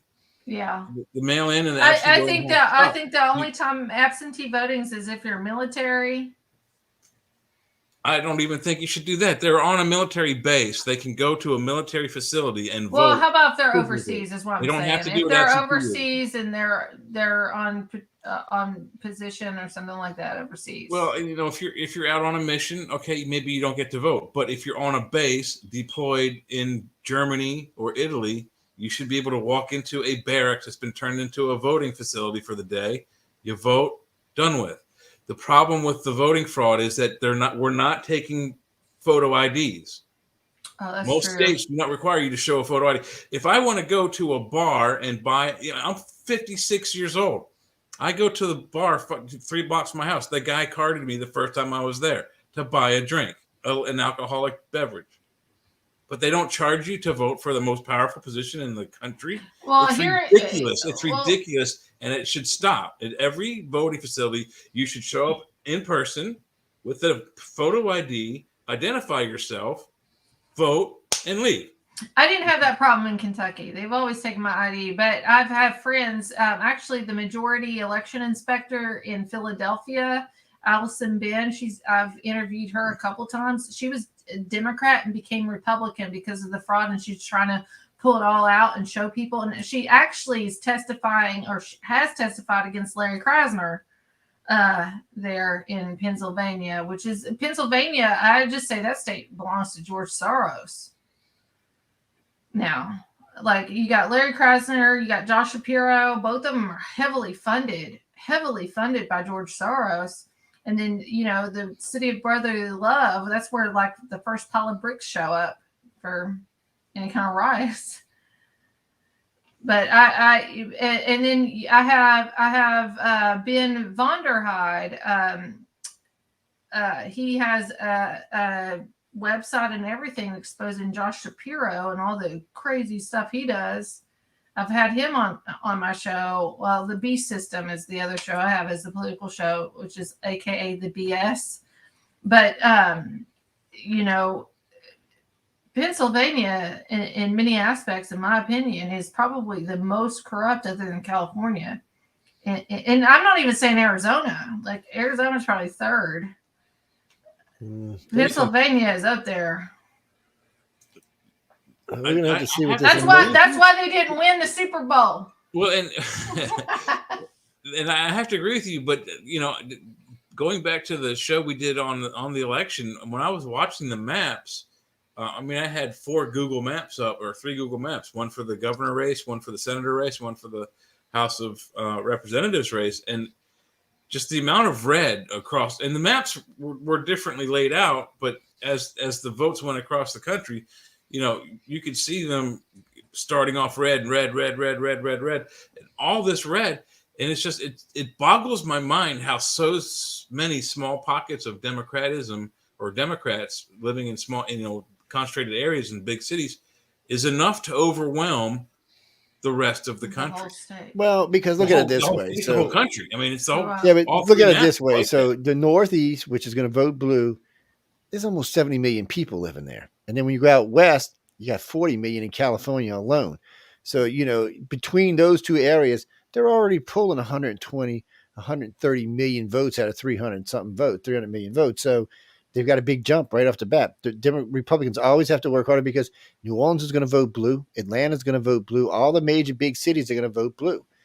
Don't ask me why. I have no idea why they vote blue, because they got the worst crime, worst economies, and they keep voting blue. That's what's got to make you wonder. Well, with Pennsylvania, real quick, because this is in news, Fetterman, he's for depression. So they say. I don't think it's depression. Oh, I called this when this election was going on. On one of the shows, I said, look. I said Fetterman's going to win, and then he's going to get sick, and either his wife's going to win. I said either he's going to get sick, and he's going to get sick, and either his wife's going to take his seat over, or the governor's going to do a new seat. The governor's already talking about doing a new seat, giving him a new seat. Now the Republicans are going, no, it's not even been a year, so they think that it should be a new election. Or a new election? No, they don't want Oz. I don't want Oz either. Oz is weird. There was a couple of candidates I didn't understand why. I'm sitting here telling him I liked what's his name. My state. I didn't like Oz. I think Oz is just a cheesy bastard. Oz is with the spirit cooker. And then, and he may be a goofy neo, health nut doctor dude. But he's educated. Snake oil salesman is what he is. He may be a snake oil salesman. He may be selling gin and tonics to cure everything, but he isn't brain damaged. He ain't brain damaged, that's for sure. But still, he wasn't the guy. And when they polled people in Pennsylvania, they all said basically the same thing. He hadn't lived in the state long enough to vote for him. That's what their biggest bitch was. Mm-hmm. So they didn't feel comfortable. And then we go to Georgia. Look, I love Herschel Walker. He's a great football player. Oh, no political experience at all. running up against a guy who had serious political experience, lots of money, abuser is what he is. And he put on a good race, but he was also the wrong guy for that seat. When it comes to senators, it's different, and I think the Republicans have forgotten this. When it comes to the House, you can put up any moron like that Santos guy up north. It doesn't matter. It's like Emily Mitt's house in Kentucky. Well, the House is the people. Let's not forget the House is for the people. So you want a big majority of crazy, weird people in there because it's the House. The Senate, though, is supposed to be treated with respect, and it's supposed to be a higher level. It's the next level of our government, and that's what it's supposed to be. Well, Fetterman or Oz really didn't portray that, and neither did Herschel. They didn't have that kind of class. They should have been in the House, not in the Senate. The House, that's what the House is for. The House is to represent me and you and everybody else in this country. That's why when it's all lawyers, we never get represented. It needs to go back. In the old days, the House was farmers and doctors and just all kind of people, and they did a much better job of running the country. Now it's lawyers. Now it's 80% lawyers, yeah. But they're trying to change it. I got to give them credit. They're trying to change that. But it's two different parties. I mean, it's two different houses, and one works one way and one works the other way. And the GOP forgot. They want class people, or mostly class people in the Senate. Fetterman, I don't know what the deal is with Fetterman. I guess because Oz just sucks, but no, he George Soros. George Soros put him in. And honestly, I can kind of believe his depression, possibly anxiety too, because I think this job is too much for him to handle. Yeah, it's too much. I think the man just had a stroke. He should be resting the next freaking year. Well, I think that he thought that these people that pushed him and put him in the forefront was going to be there for him for long term, and they're not. Yes, and he's also upset because he thought Jay was going to be his, friend. Jay said, "No, I don't swing that monkey, buddy. I'm sorry. No. I don't swing from that side of the plate. Jay, you got to be a secretary. Come on. See, that's what I said. Jay don't swing on them monkeys, man. We got to infiltrate the office. Like, you got to get in there. We'll save that for somebody else we know that lives up in PA. Because we got a lot of hosts up. We got a lot of hosts. Oh, tons of them. I'm sorry. I called that, Jay. I called it last week. What? That the Chiefs was going to win. Yeah. Oh, yeah. Were you here? Yeah, you're right. No, you're right. Yeah, I said it was going to come down to a last minute play too. I said it was going to come down last minute, and 16 years, right? 16 years, right on the first and time. I never watched the season game. And also, it wasn't a crappy game. I only got to see it was a really good game, half of it, but it wasn't a blowout on one end or the other. It was a fairly even game. They were fairly well matched, and I like the Philly guy. One of my teams anyway, so I could care less. I like the Philly guy when he said he made the mistake. He fessed up, and because all of a sudden it was a bad call. It was this? It was that? And the guy came out from Philly and said, "No, I screwed up. I grabbed his shirt. I gave him the game. I'm the one that put him in field goal range. I'm the one that screwed up." And he fessed up, and it's like Joe Burrows when he was talking with your boy from not Minnesota. Where they at? From Kansas City. He said, "No, man, you played a great game. We were good. These guys are friends. They're highly competitive, but he had nothing but praise for the team. You just don't hear that in the NFL anymore. So it's nice to see these younger guys coming up going, hey, look, we're going to change. But yet we got Alvin Kamara from New Orleans that might be going to jail for beating the living shit out of somebody in Las Vegas. They indicted his ass today and 3 other football players. We got Kim Zolciak or whatever from what's his? I can't remember her husband's name from Atlanta Falcons. That their house is going into foreclosure. That she was super, super. I don't know. I watch reality TV. Everybody, Kim Zolciak. See, this poll has this poll has Trump 46% and Santos 23%. Santos? So a couple things real quick. So Sarah Palin asked DeSantis not to run this time. He said, why don't you go ahead and finish your term as governor, let Trump, because Trump can't run after this, and then you can come run and be president. Now, Ann Coulter tore up Nikki Haley and told her go back from where she came from. She's not even really black. Who listens to Ann Coulter anymore? I don't even listen to her. I don't. I just heard it. It came over the radio today, and she's just ripping them up. And she's on NBC talking about it. And I was like, okay. So most people don't know Nikki's an immigrant. Well, she's not an immigrant. Her parents are immigrants. They're from India, and she's Indian. And she said this. She said, and like these liberals even understand. She said, I was too brown to play with the white kids and too white to play with the black kids. She said, but you would think since the Liberal Party is supposed to be the party of understanding, they would understand this. I don't understand anything. And then Don Lemon, of all people, comes out and makes this sexist statement about it. And then he don't even think about it. But now even the liberal women are on his ass. Going, what are you doing? She couldn't have paid for this commercial. This is how much he helped her right there. So, and you might see her is Trump's VP. Who is it again? Nikki Haley. She's governor right now, but she could. Nikki Haley. Yeah. I mean, I want me to tell you this as a woman, and I want to talk about Ohio though in a second. As a woman, I come from a background of business, accounting. I've held vice president positions in companies and everything. And please, women out there, do not hate me when I say this. I'm honest. This is my honest opinion right now. I will never vote for a woman as president. Vice president, yes. Woman as a president, no. Because who we deal with in the Middle East and all those Middle East countries that put women down so much, I just can never, ever vote for a woman.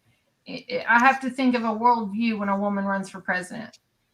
That's why I would never vote for Hillary. I'd never vote for Hillary because of who Hillary is, but I feel like it got a little bit deep here when I said that.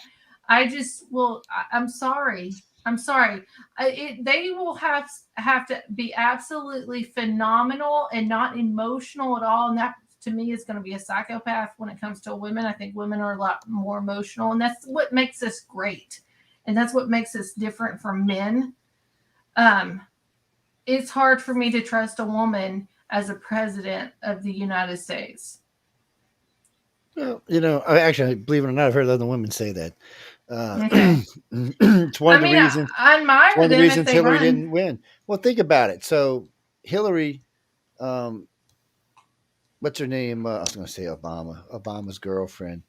You know who Obama's girlfriend was? He spent his birthday with her instead of with his wife, Oprah Winfrey. And shut up. Well, they both went to the island. The 140. Epstein's list is getting ready to drop. 140 names. I guarantee. Obama's probably on it. They spent quite a lot of time together. But regardless, she was all for let's get a woman president. Okay, here comes Hillary Clinton, and she backed Barack Hussein Obama. That's what cost her show. I told everybody when it happened. I said, there goes her show. It'll be off the air within 6 months, and sure to hell if it wasn't. I mean, she had to go buy a network just to get back on TV. That's how bad her ratings were. People think that Michelle's going to run for president. Well, I don't know why. Michelle don't have a chance of winning. Why would she people hate her. Obama was one thing. Nobody liked Michelle. Half the people think Michelle's a transvestite. Well, and the very first thing she said, like days after the inauguration, and she wasn't even nice about it. She just came flat out and said, "America, your children are fat," and pissed off a lot of moms. Oh, and then hold on, and then the lunch stuff that they gave for the kids because she did all this lunch program. Let me tell you, I had a picture sent to me. My son was in preschool at this time.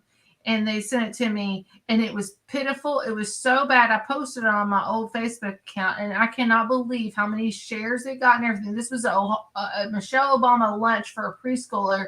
It was so pathetic. I cried, and I had no clue that was being served. So I ended up packing my kids' lunch until they got out of the White House. And they have good lunches now. Like my son, he's excited about lunch. We're having this day. Back then, and then he would always come home right off the bus and he's starving. I always had to feed him right then and it's because he never got the true nutrition that he needed. And the tray was pitiful. It was bad. They had a little bit of applesauce, a couple carrots, and it was pitiful. And it went viral here locally when I posted it on my old Facebook page. It's not on this Facebook page I have now, but it was pitiful. And traditionally, politicians haven't really been good at public school lunches. In the 80s, when I was in high school, we had Reagan, and And but the moms of the day, I guess I don't know if it was my mom complained. I don't think she would have, but there wasn't enough fruit on the public school lunch menu. So, and fruit's not cheap. So, what do you think they did for the fruit? You'll have no idea. You'll fall out of your chair laughing when I tell you what. I'm going to say they grinded it up and served it as a mix. You're not far off. Okay. Ketchup packets. Tomato is a fruit. So it didn't matter what you got. You got tuna salad. You got a ketchup packet for your fruit. You got pizza on Friday pizza day. You got 4 or 5 packets of ketchup. I had ketchup with pizza too, and I never knew why. For your fruit. This is for you. This was the fruit they were giving us. Crackheads. That's what that is. It was ridiculous. I mean, you can't. I mean, this is the U.S. government. You can't get your hand on a couple of crates of oranges or a few bananas. Oh wait. I couldn't believe it. They're giving away packets of ketchup as a fruit for public school lunches. At least for me, from 1980 to 1984, when I was in high school.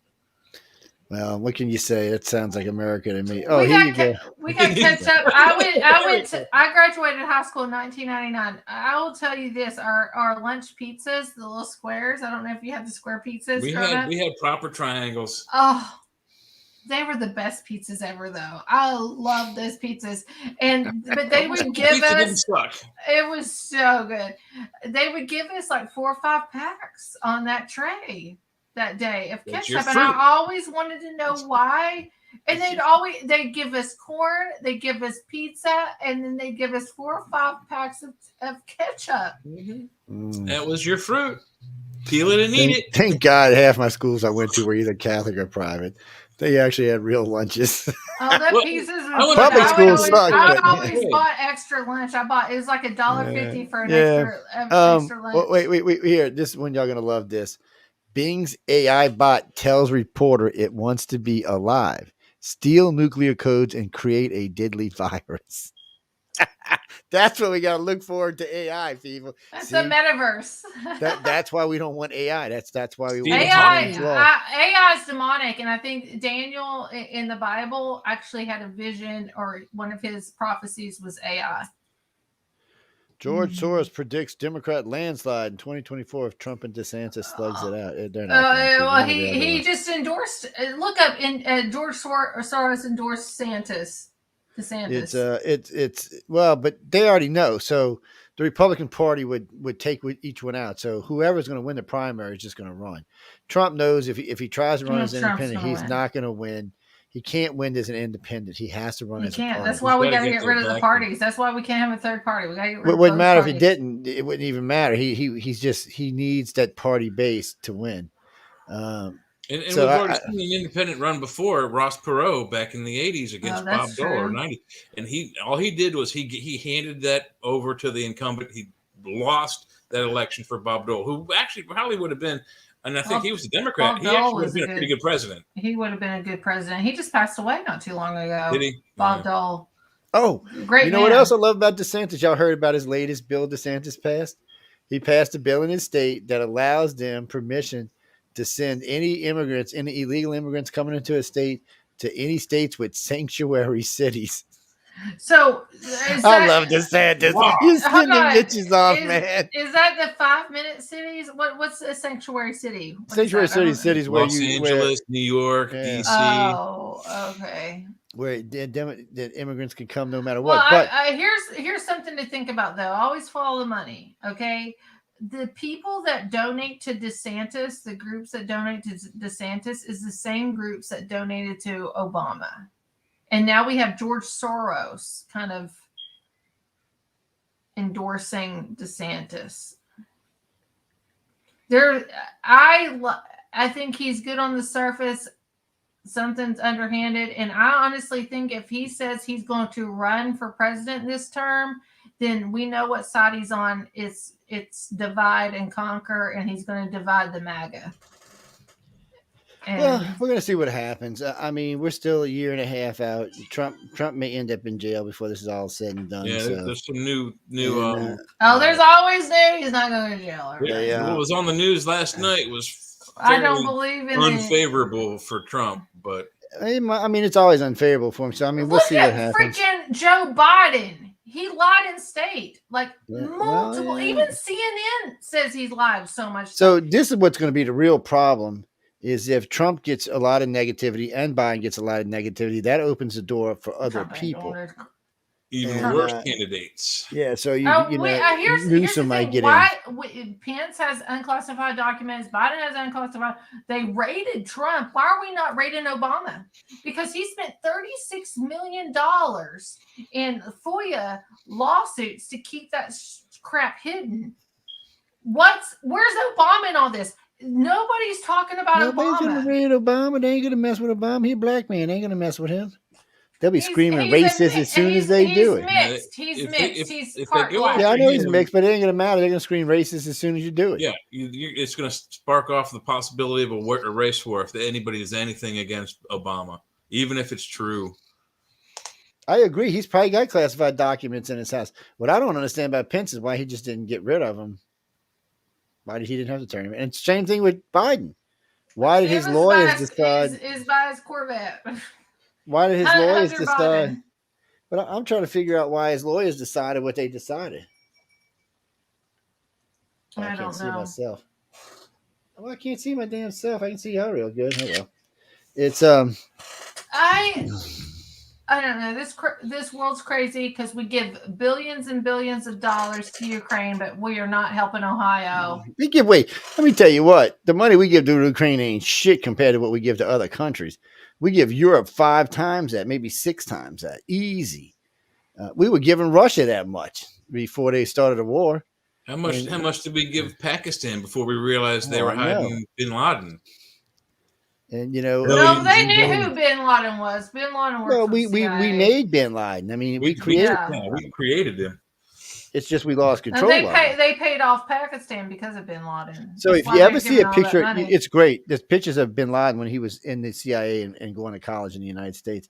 He looks just like any other U.S. citizen. He just looks like any other guy. Here's something. Obama is not even born in our country. And it's been proven, and the real birth certificate has been formulated and put out. It's actually documented and confirmed by investigators and stuff. It's been on... Go to Rumble. It don't matter if the CIA and NSA don't do it. Nobody cares.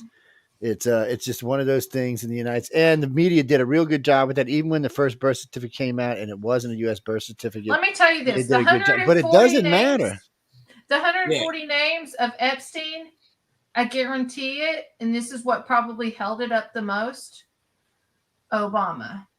But it's going to be Barry Soetoro on it. It's not going to be Obama. Right, yeah, Barry Soetoro. But also, weeks after the inauguration, the media was able to basically turn everyone's head away from Michelle Obama having said on the air, Barack's home country of Kenya. Oh, he said it himself a couple times. She said it like he also said a couple times that he was a couple times too instead of Michelle. But he said many times that he was Muslim. There's lots of things he said. There's lots of stuff still up on YouTube you can find. Well, he went to school there. There's pictures of him being. But it doesn't matter as long as one of his parents was an American. He's good anyway it goes. And his mother was definitely American. Then Ted Cruz should be able to run for president because Ted Cruz is in Canada, but one of his parents is American. But he claims born on American soil, though. It doesn't matter anyway because he claims Canada he claimed it as his home country. He holds dual citizenship, so they're not going to let him run anyway. Well, I mean, he was born there, so I accept his honesty in it. But one of his parents is American. Okay, so I want to talk about Ohio because it's 2 hours for me. What happened? Yeah, it's less than that for me. Okay, Jay, tell me what you think about what happened. Dan, you're closer. Well, I've only just recently heard about it this afternoon, but there should be, from what I understand, what happened was there's like almost a mushroom cloud when this train derailed, and it's poisoning the area. There should be, the National Guard should have already been deployed. I don't think they have been. Disaster relief should already have been deployed. Biden turned it all down. So look, it should already be out. What Biden is, I don't know what his problem is, but the governor should have already declared. He requested it. State He of did emergency. it. The president should have sent disaster relief. FEMA Denied should be it. involved. He They're denied not. it. They're not in there. No, they're not. So, Buttigieg, you heard what he said today, right? Or yesterday, he said, well, there's thousands of derailments every year. Really? I didn't know that. I researched it. There's at least 1,000 derailments in the year, but out of the 1,000, carrying maybe hazardous equipment. maybe 2 to 3 hazardous equipment. Now look at all the train derailments in the last 2 weeks that's happened that has hazardous chemicals that's derailed, and then also some other accidents. There was in some buildings on fire, North Carolina and Florida, that had hazardous chemicals in it in the last couple weeks. But we should know by now, with all the food processing plants that burned up and all this stuff, this does not happen just by chance. Something is going on, and this is a major. I honestly believe it's Chernobyl, the United States Chernobyl, and it's hit our Ohio River. Our water is being turned off where I'm at, and that Ohio River runs along my whole entire state. Like, the Ohio River is 2.5 miles from my house right now. That's our main water source, and it goes all the way down. Then it hits the Mississippi River, which goes all the way down to the Gulf. And the mainstream media is not posting anything or saying anything about it. And I'm telling you, it's deadly. There's people getting sick. There's people, their eyes are burning out of their heads.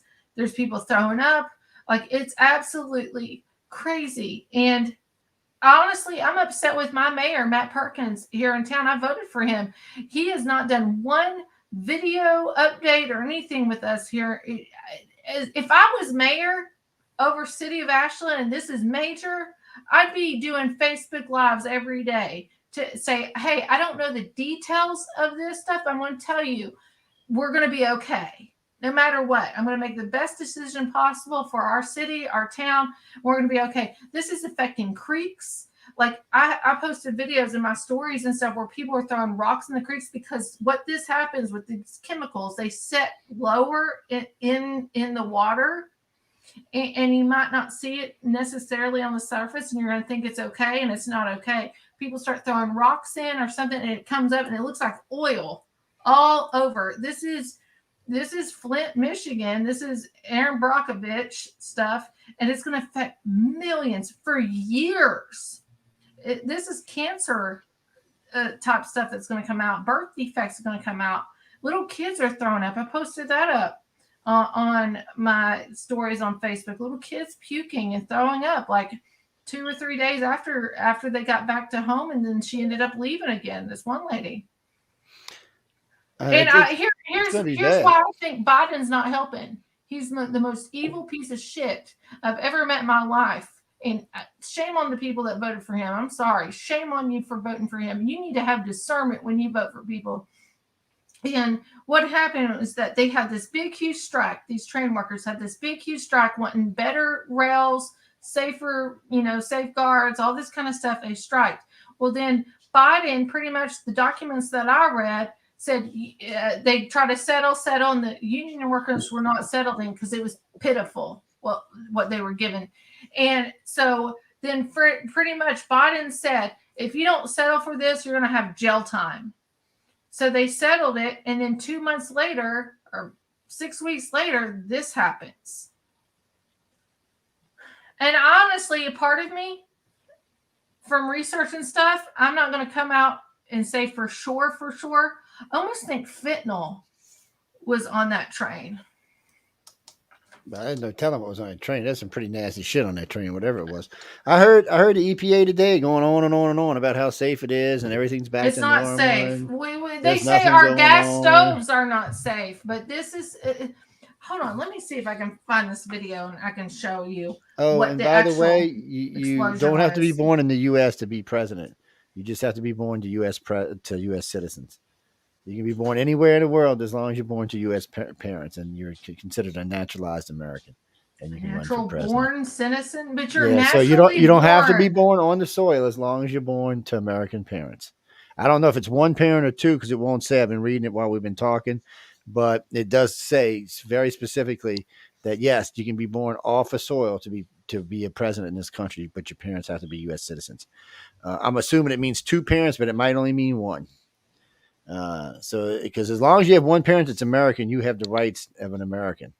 When you come home, you don't have to check in. All you just get your birth certificate and you're an American citizen. You may even hold dual citizenship that way.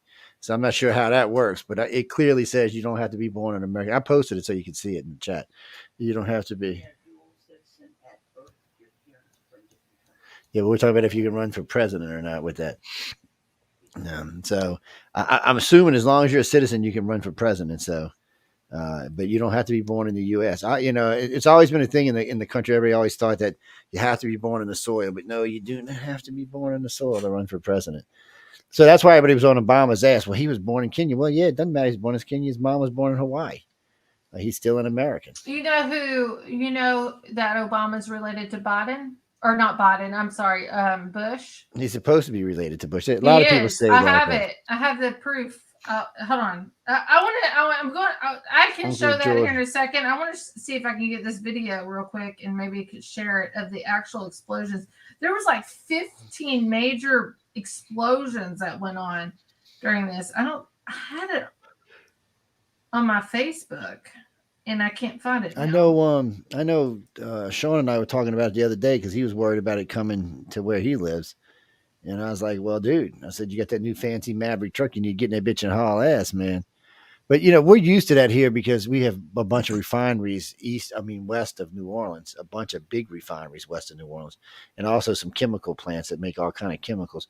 And there's a lot of chemical trains that come through. So we're kind of used to that kind of behavior, but they don't fall off the rails around here. We live in the swamp. I haven't even heard what caused this to happen. No one's given an explanation of why it happened. It's like it derailed. It derailed. Yeah, but what caused the derailment? They're investigating it. That's part of their job, isn't it?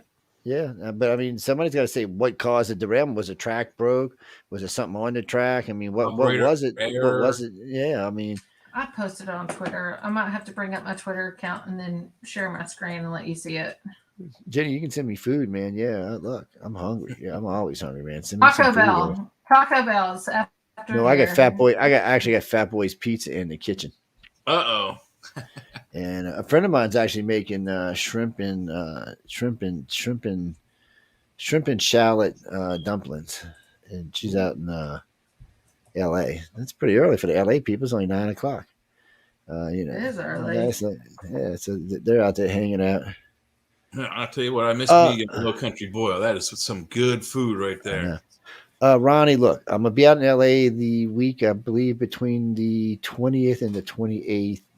I don't know what hotel we're at yet. They haven't told me. So no, I didn't. I'll ask John next time I talk to him, and I'll ask him what hotel we're staying at. That way y'all can find me.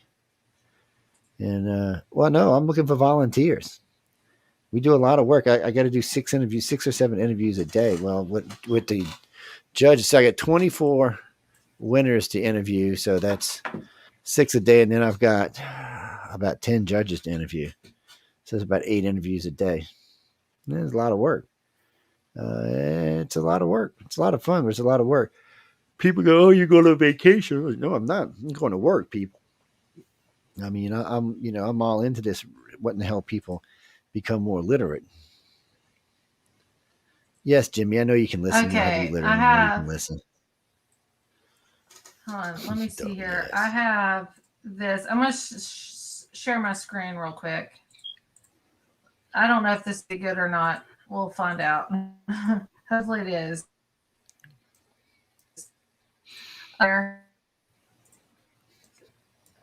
It should be my While you're doing that, for all my friends in Cali, 500,000 people have left your state in the last 2 years, and that's the low estimate. That's not what the Census Bureau says. They estimate it's closer to 1.5 million. So I don't know, y'all are somewhere between 500,000 and 1.5 million people left Cali and went to live somewhere else. I hope they're not liberals. Is all I can say. A lot of them are going to Austin. Okay. Yeah. Here we go. This is all the explosions that happened. And that's something else. We have no environmentalist out doing anything about this. But here we go. From the beginning of when it started. No. Let's let it go, man.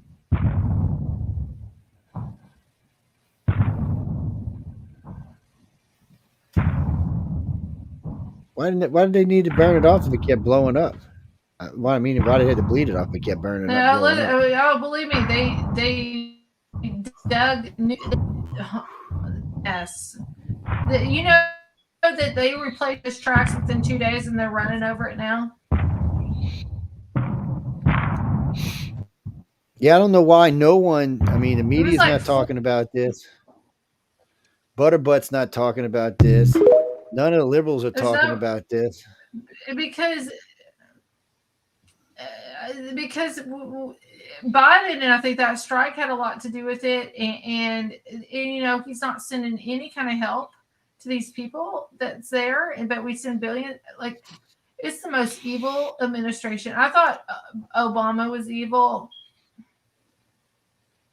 Not until this. I loved Obama. He was sweet and kind and loving and hugging, and he liked to give you big. Well, how many bombs a day? How many bombs a day did we have? How many strikes? Hey, he wasn't dropping them on Americans. Look, you know, I can't help him. But he wasn't all nice and sweet because he ran on a platform like, I'm not going to start any new wars. I'm going to stop the ones that are going, and yada yada this. And what did he do within the first few months? He ramped up one war and started a whole new one. They want to say Putin is a war criminal too, and we got the Bushes, we got the Clintons, we got Obama, we got Biden now too. We are the bad guys. Now, y'all don't let me take up for Obama. Okay, so first off, Obama didn't start any wars. He ended one. He didn't end the other one, but he ended one. He said he was going to end both. He did end the Iraqi war, even though he was killing 6,000 people a week. Sorry, I didn't mean to laugh about that. He did end the war, though. He did end it. He couldn't end Afghanistan. There was no way the generals weren't going to let him end Afghanistan. Plus, the rich people weren't. He promised in his campaign, though. Well, no, he didn't. He didn't, and but he didn't pull a Biden. I got to give him credit. I mean, he didn't do like we did in Afghanistan with Biden. I mean, Jesus, that was just disgusting. Back out. That reminded me. Remember Hillary Clinton with the embassy? That disaster. That's what that reminded me of when Hillary Clinton was supposed to. He made a deal. He made a deal in Afghanistan with those people over the lithium plants, and China came in. So, and that's why he China don't want to deal with him either. Well, that's why he blew up better in 2024. That's why hold on. What was I saying? See, you done threw it completely off, Jay. I know. It's Biden Fetterman 2024. They threw her brain out. That was Obama. Did that, Afghanistan with the lithium in China. Well, that's why he blew up Nord Stream 2, because it was the direct competitor with Burisma. Yeah. Trump. I mean, Putin said the other day, if it's really true that we blew up his pipeline, he's going to consider that an act of war and have to retaliate against one of ours. He said it before it even blew up, and Biden said it, and freaking what's her face, Angela, that actually was part of the coup in Ukraine in 2014. But the Europeans said we didn't blow it up. They said that's poppycock. That's how they said it. Bull. We did it with Norway. They said we didn't blow it up. See, that's the thing. So let me help people understand this. First off, the United States would never go on sovereign soil and blow something up because we don't have to. We don't have to. We would have had special forces do it from the UK or from the EU or from Poland or even from Norway. We wouldn't have done it ourselves. There's no reason for us to go over there and do that. There's too many trained people. Why risk American lives on something, or why even risk World War III when you can have a no consequence country do it that Putin can't go against? He can't attack the EU. And but he could start some shit with the United States, but he couldn't attack the EU because he knows what's going to happen. Biden threatened it, and that Angela girl threatened it. That was part of the she was in with the embassy there in Ukraine. He probably did threaten it, but we're not the ones that actually blew it up. We did it with Norway Secret Service, or not Secret Service. They call it. I can't remember. Yeah, we might have sent the order out, and they might have did it, but we're not going to go over there and do it. And we wouldn't have done it that way anyway. We used a dummy. So first we dropped the dummy in the water. We dropped the dummy in the water, and then it sends off these vibrations. They already mounted the bombs on these pipes. But we would have never done it. That America would have never. No, I'm telling you, America would have never started an oil leak.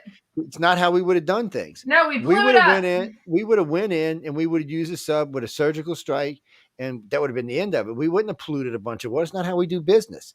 Our special forces are very well trained. They could actually went underwater and just turned the valves off. Nord Stream 2 was not functional. It was getting ready to be functional. There was no oil. No, there was some oil somewhere because they were bitching about all over the surface. It was getting ready to be released and start doing that. It was going to be very, very energy efficient. It was not functioning at the time. And if that's the case, you definitely don't need America to do it. Just send a missile over there. No, they didn't send a missile. They sent That's what a I'm dummy saying. into There's the water. No reason to put us over. I'm telling you, they sent a dummy. I've researched this. I guarantee it wasn't American soldiers. It wasn't American soldiers. I guarantee it. I promise you. We would never risk. We would never risk an act of war with Russia over a pipeline. We just wouldn't do it. It's not good business. And none of our generals would have allowed it to happen. Depends on who our allies are. In Norway is going to start profiting a lot more money because all of Europe is our allies. Any one of the Europeans would have done it for us. There's no need for America to go over there. Norway. The Brits would have loved it. Norway's going to start providing that for Europe rather than Russia. That's why they used Norway in the CIA. They would have sent Russia to Norway to blow. There's no reason for us to put people over there. I'm telling you. Mark my words on it. There's just no reason for it. And the only reason, and it only came out as a thing for the United States because Putin needed something to beat us up with. No reason to take it out that way. And let me tell you what, if we'd have took it out, there would have been no putting it back together. Right now, they could put it back together. We'd have took it out. We'd have took out shit in the whole length of it. Actually, I can tell you how to. If it was not operational, America would have cut a hole in the tube, put a torpedo in it, and sent it down the whole thing, and took the whole entire length of the pipeline out. We wouldn't have done it any way else than that because why do it any other way than that? That's our technology. Some other country doing it, they would have blown it up because that's the technology they possess. We dropped the dummy. Norway put the bombs on it. And how are we going to fly over there? We'd be crossing Russian airspace.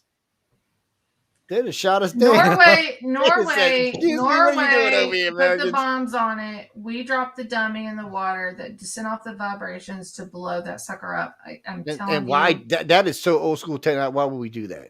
Well, there's so many better ways to do it. It works. But why would you do something when you could take out the whole pipeline? Why would you take out a little bitty section of the pipeline when you can take out the whole pipeline? Can you trace a dummy or what can you trace back? We can just drop a faux dummy and it could come from any country ever. All dummies are the same. America more than likely would have just launched a bunch of torpedoes and took out the whole pipeline. That's for sure America. That's for sure America. They're trying to hide this, and I'm going to tell you we did it. They're not going to hide it. People think America does way more things than we actually do. It always cracks me up.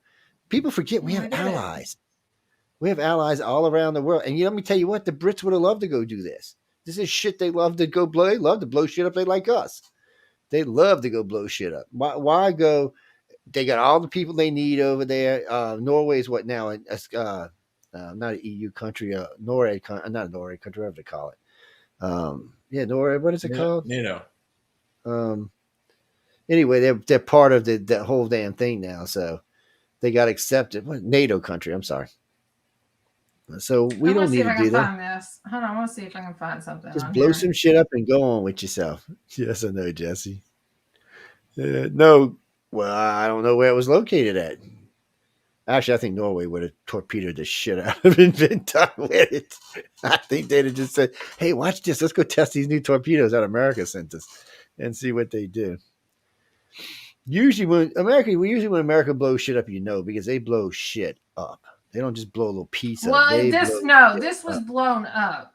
Believe me. We blow the shit out of things. We'd have took the pipeline all the way back to the land out. It would have been gone. I got something here. Hold on. I want to download this. No, I can't download it. It won't let me download it. Let me see if I can look this up, and I'm going to share it. We're going to listen to this sucker. Hold on. Before it's taken off any kind of computer. And I researched this stuff up, and then I started Googling it, and this is what I found. Ouch.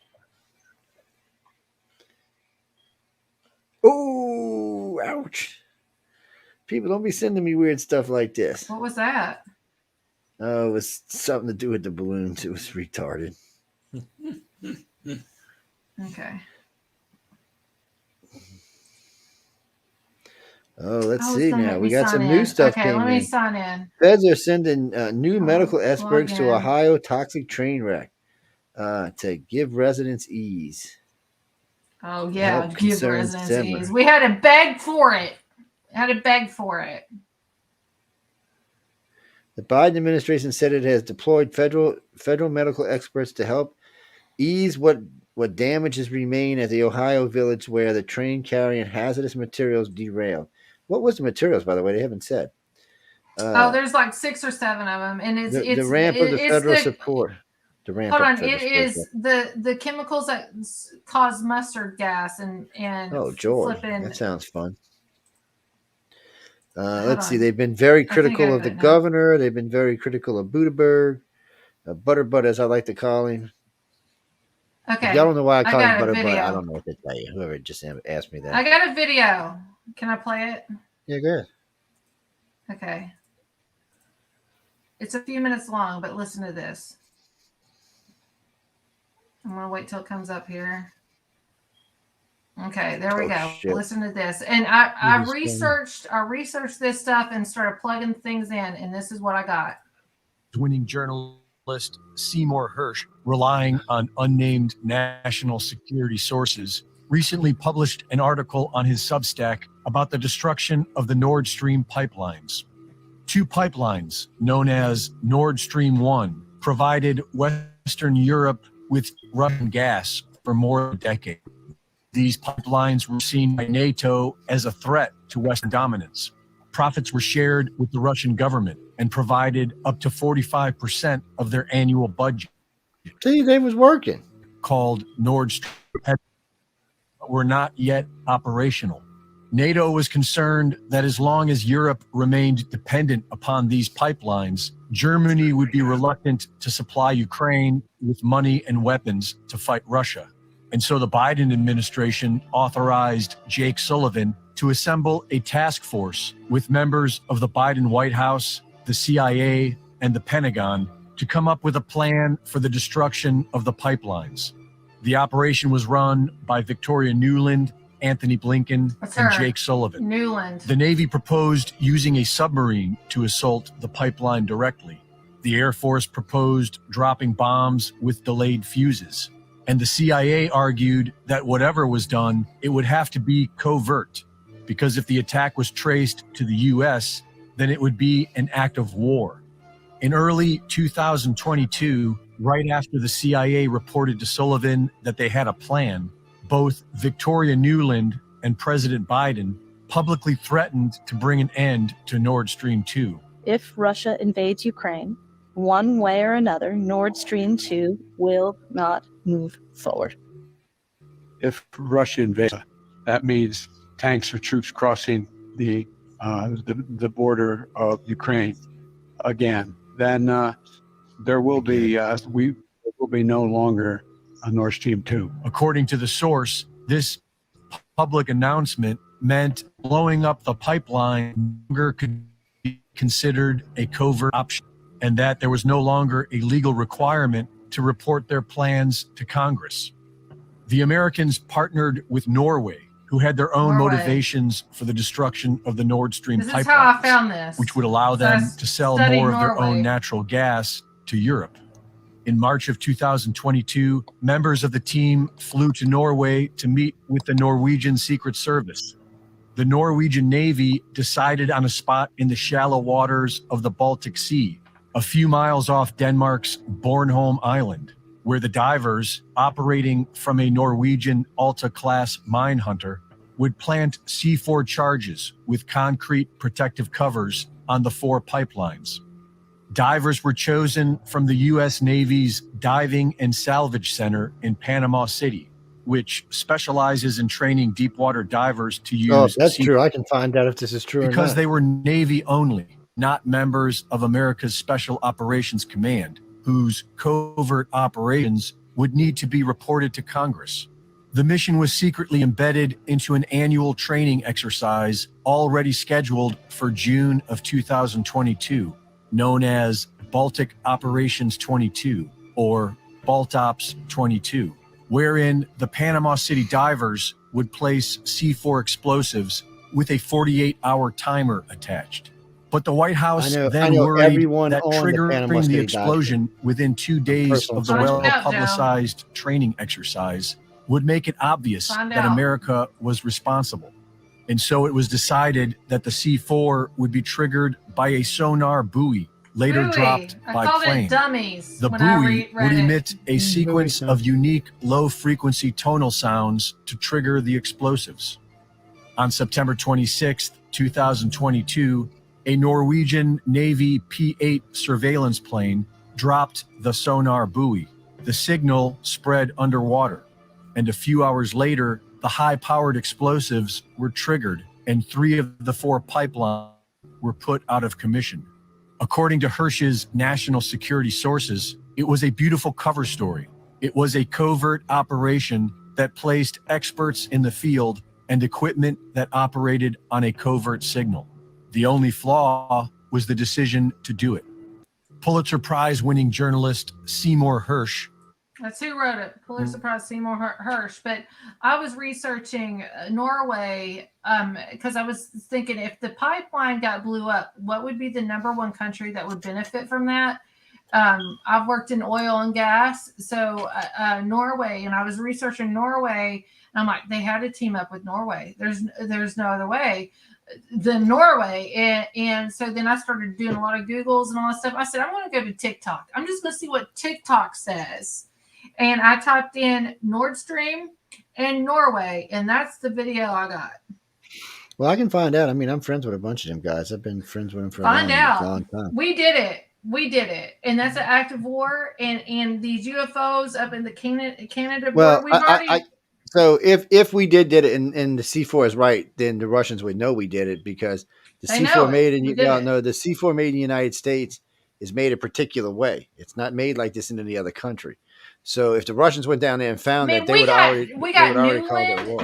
They could probably trace it back to the lab it was made. Yeah, they could trace it back to the lab. Newland was big in the coup that happened in Ukraine in 2014. All kinds of video, audio was released. The 3 people he mentioned are morons. I really don't think they have the ability to put this together, to be honest with you. They got Norway to come in with Blinken's an idiot. I mean, I wouldn't trust him. Blinken was going to China I wouldn't trust him with my freaking dog, man. Well, listen, this is all treason in many ways. Blinken was going to China if we want to wrap this all back. If the U.S. used C4 like they said they did, the Russians could track that all the way back to where it was made. So that would they would have already considered this an act of war.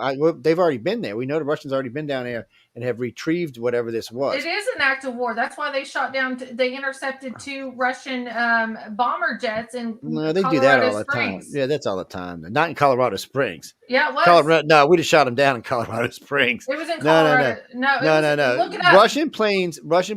Well, no, they would have never got in there. We'd have shot them down long before that. We'd have freaking shot them down when they crossed over the Carolinas or one of the other states. I'll show it to you. Usually, if a Russian plane gets anywhere, it's along the Alaskan coastline or the Canadian coastline or one of the other coastlines, because anything that crosses the 75-mile barrier is free game to shoot down. That's an act of war when you cross into our airspace. Well, we got China going across a whole freaking country. With a balloon, that's not the same as a fighter jet or a bomber. I'm going to show it to you. We would definitely consider that an act of war. We'd have shot that bitch down in a heartbeat. Maybe that's what we've been shooting down, their own fighters. I know in the last 3 days, we've escorted back 3 bombers, 8 fighters, and then 4 more fighters outside of our country for crossing into our airspace. Hey, look at that. I can see again. That looks good. I couldn't sit here for a minute. Johnny, no, man, that's an act of war, man. Colorado Springs, that's halfway in the middle of the country, dude. We'd blow shit up all over the place. They call it Alaska, but they said that's the region it was in, the Alaska region. We'd have blown the living shit out of them. We'd have said, excuse me. We wouldn't even give them a chance for call letters. We'd have just shot them down. Oh, no, you can't come inside of our country like that. You can fly over it with satellites. That's part of the agreement we had for the whatever it was, the nuclear proliferation treaty. And then we got a Black Hawk falling out of the sky in Alabama out of nowhere. Yeah, I seen that. I actually seen the video of that. I think they got shot down. Oh, they didn't get shot down. They just, it looked like, so first off, there was no smoke or nothing on the helicopter, and it fell down nose first. It was just like the engine just died. Now somebody might have EMP'd it or something and killed it that away. So you got to remember now, we don't need missiles to blow shit out the sky anymore. An EMP pulse will take something out the sky. And that thing, I seen the video, it just fell nose out. I mean, that was crazy looking. It looked like Godzilla just dropped it or something. New York Post. That was crazy looking. Yeah, but anything crossing more than a couple of miles into our airspace gets shot down. Colorado. Okay. I was breaking up there for a second. We are watching you. I'm waiting for a Chinese sub to pop up right there, man. And nuke the White House. If it keeps doing it, just send it to me and I'll play it up. It's 18. See it. Hey, I'm not seeing anything right now. It's just a little thing spinning. It's just spinning. You mean I've been in Jets in Pursuit before? Oh yeah, it's freaky weird, man. Well, I used to have to go to the bombing derby 5 or 6 times. Hold on, I'm gonna share until yeah, for some reason it's just lagging you out. Put the link in the comments and I'll grab it. Oh well, maybe we killed her. Oh shit. We might have killed her. Valiant. What do you mean, Trish? No, I mean, the U.S. got strict things. Anything crossing over the 75-mile barrier is free game. We can shoot it down, and Russians know that. Yeah, I mean, we let them make edges of sometimes fly in different parts, but inside the continental U.S., oh no, we consider that an act of war. We'd be blowing the living shit. We wouldn't even use a plane to shoot them down. We'd have shot them down with freaking anti-ground missiles. Yep. Shit, the ones in D.C. alone would have probably shot it down. They don't. That's something they don't play with. That's ooh, man, we would consider that a serious act of war. Well, technically, the balloon is an act of war. We're just not going to call it that because it didn't. Apparently, it didn't have any weapons. Yeah, it didn't. As long as it wasn't weaponized, it's hard. You know, it's spying, but we spy on Chinese all the time. It's, you want to get mad at the Chinese, but we spy on their asses all the time. We spy on them from way up high. Inside the communist government sending us stuff. New York Post posted about that. It's not going to let it. It keeps freezing up when I try to share it. But Colorado Springs, Colorado, New York Post, look it up. Yeah, I ain't worried about it. It's nothing we're going to let inside the. I mean, it was intercepted anyway. It was intercepted anyway. It wouldn't matter. It would have been intercepted long before it got to Colorado Springs. That's the point. If it came in from Canada, the F-22s would have picked it up on the coastline. If it came across any other coast, we'd have probably shot it down with coastal missiles. We had that freaking meteor down in Texas too. That's something we don't play with, man. You can't go flying an airplane into the middle of our country. We'll blow the living shit out of you for that. Well, and I guarantee you that. I mean, any other person, I agree with that. But we got Biden. No, it doesn't matter. It's not up to Biden. That's not even up to Biden. Military leaders, though. None of that matters. It's only the commander on staff at the time. Any commander on staff is going to shoot it down. He ain't even going to worry about calling the president. They have standing orders. Is it Milley? No, all military commanders have the same orders. If something breaches the 75-mile mark, shoot it down. You get to tell it 1 time or 2 times, turn around and leave. If it does not turn around and leave, shoot it down. We don't even play with that. They probably give 3 warnings. After the 3rd warning, they'll shoot once across the bow, and then the next one is going to hit it. That's it. The next one's taking it down. It's not something we play with. It's too dangerous because if they're carrying nukes and they get inside into Colorado, man, they could do major harm to the country. I mean, I think we had a whole Cold War incident happen this past week. I don't know if there's some. There's a lot of stuff going on, but the way our interceptors work. See, we rely on NORAD for a lot of things, but each base has its own radar system. I don't trust NORAD. You don't have to because each base has its own radar system. They all have their own radar systems. If anything crosses in their airspace, adios amigos. We've shot down. Look, this wouldn't even be the first time we've shot down jets before over that kind of shit. We shot 2 down for flying over the Enterprise, and that was at sea. But anything within the 100-mile range of that ship is sovereign territory, so we shot them down. It's not even Biden can't go around. And Biden's already in trouble over the stupid balloon. He's in trouble with a lot of things, but I'm just going to say this: if it was Trump, it would never happen. It would never happen under Trump. You ain't got to worry about that. But if he allowed a jet to get inside our U.S., they'd already used the 25th Amendment on him. He'd be gone. Kamala would be the new president. Zeke Isle Kamala. Well, no, everybody hates Camilla. She's over there but she's next in line. But you know what happens if they can impeach them both? McCartney becomes the president. He's third in line. I am not a McCarthy fan, but I like what I ain't either, but he's still a Republican versus a Democrat. So, oh, Gene. Wait, I think him and Marjorie Taylor Greene are having an affair. Oh my God! Don't even tell me stuff like that. I swear, I think. So where I live on the Gulf Coast, they do fighter things here all the time. Well, you can tell when we're gearing up for war down here. As soon as we get close to war, man, you start seeing shit moving in and out of here all the time. The pilots are constantly over the Gulf with the pilots out of Pensacola. The Navy pulls in. They're flying shit everywhere. They're training every day, every minute for a war. And they're not playing around. You know what I do when I think there's war? I always go and research other countries and what they're saying about the United States. It's hard to take on, even if we got into a Russia and China, it'd be a bad war for us if the Europeans didn't get involved. But we can still beat them unless we. Well, I want to tell you this. I hope China takes Taiwan because there's so many biolabs over there funded by our DoD. We don't ever want China takes Taiwan. We have just become a backwards nation. They make 70% of all. They make the chip in your phone, girl. You don't ever want them to be Elon makes the chips that are going to go into your brain. Yeah, but Elon's way behind on making chips for the whole country, and we're not even nowhere near that yet. Maybe in a decade we might be ready. I'm just going to tell you, the biolabs in Taiwan already have all that pulled, and I don't want to announce anything to anybody, but it's funded by the DoD, and I pulled that because I learned my lesson with Ukraine. I was like, I went to the United States Embassy website for Ukraine. I pulled 9 out of the 22 labs over there before they shut it down. I got 9 off of them. It's on my website. China lost, what is it? China's losing $500 million a year because they found out about the biolab in Wuhan. The United Nations don't play with that. If they catch you with a biolab, you're going to be sanctioned and you're going to be penalized out the yin. We got all kinds of biolabs in Ukraine. No, we do. But we do not have. Okay. Where did anthrax come from? It came from us. Actually, it didn't come from us, but it sort of came from us. It came from us in Ukraine. Where did swine flu come from? It came from us. But the thing is, we don't need any of that. That's what people don't understand. Ukraine. Currently, right now on the planet, no one on this planet is been vaccinated for smallpox or bubonic plague. We released those 2. Everybody at breeding age is dead. Everybody else will die within a few years after that because we've all been vaccinated, so we'll survive it. But none of them are going to be having kids anymore. So that's the end of the planet right there. They don't need anthrax or any of that other stuff. That's more scare tactics. That's what I'm saying. COVID, I don't know if it came from Wuhan lab or not because there's a biolab in China. Ukraine. Well, no. So what happened with Wuhan is now we know because of stupid ass. When he did this gain of function thing, they took it from one of the labs in the U.S., which was a SARS-2 cold virus, not a COVID, but that's what COVID is. It's from the SARS-2 cold virus. That's what it comes from.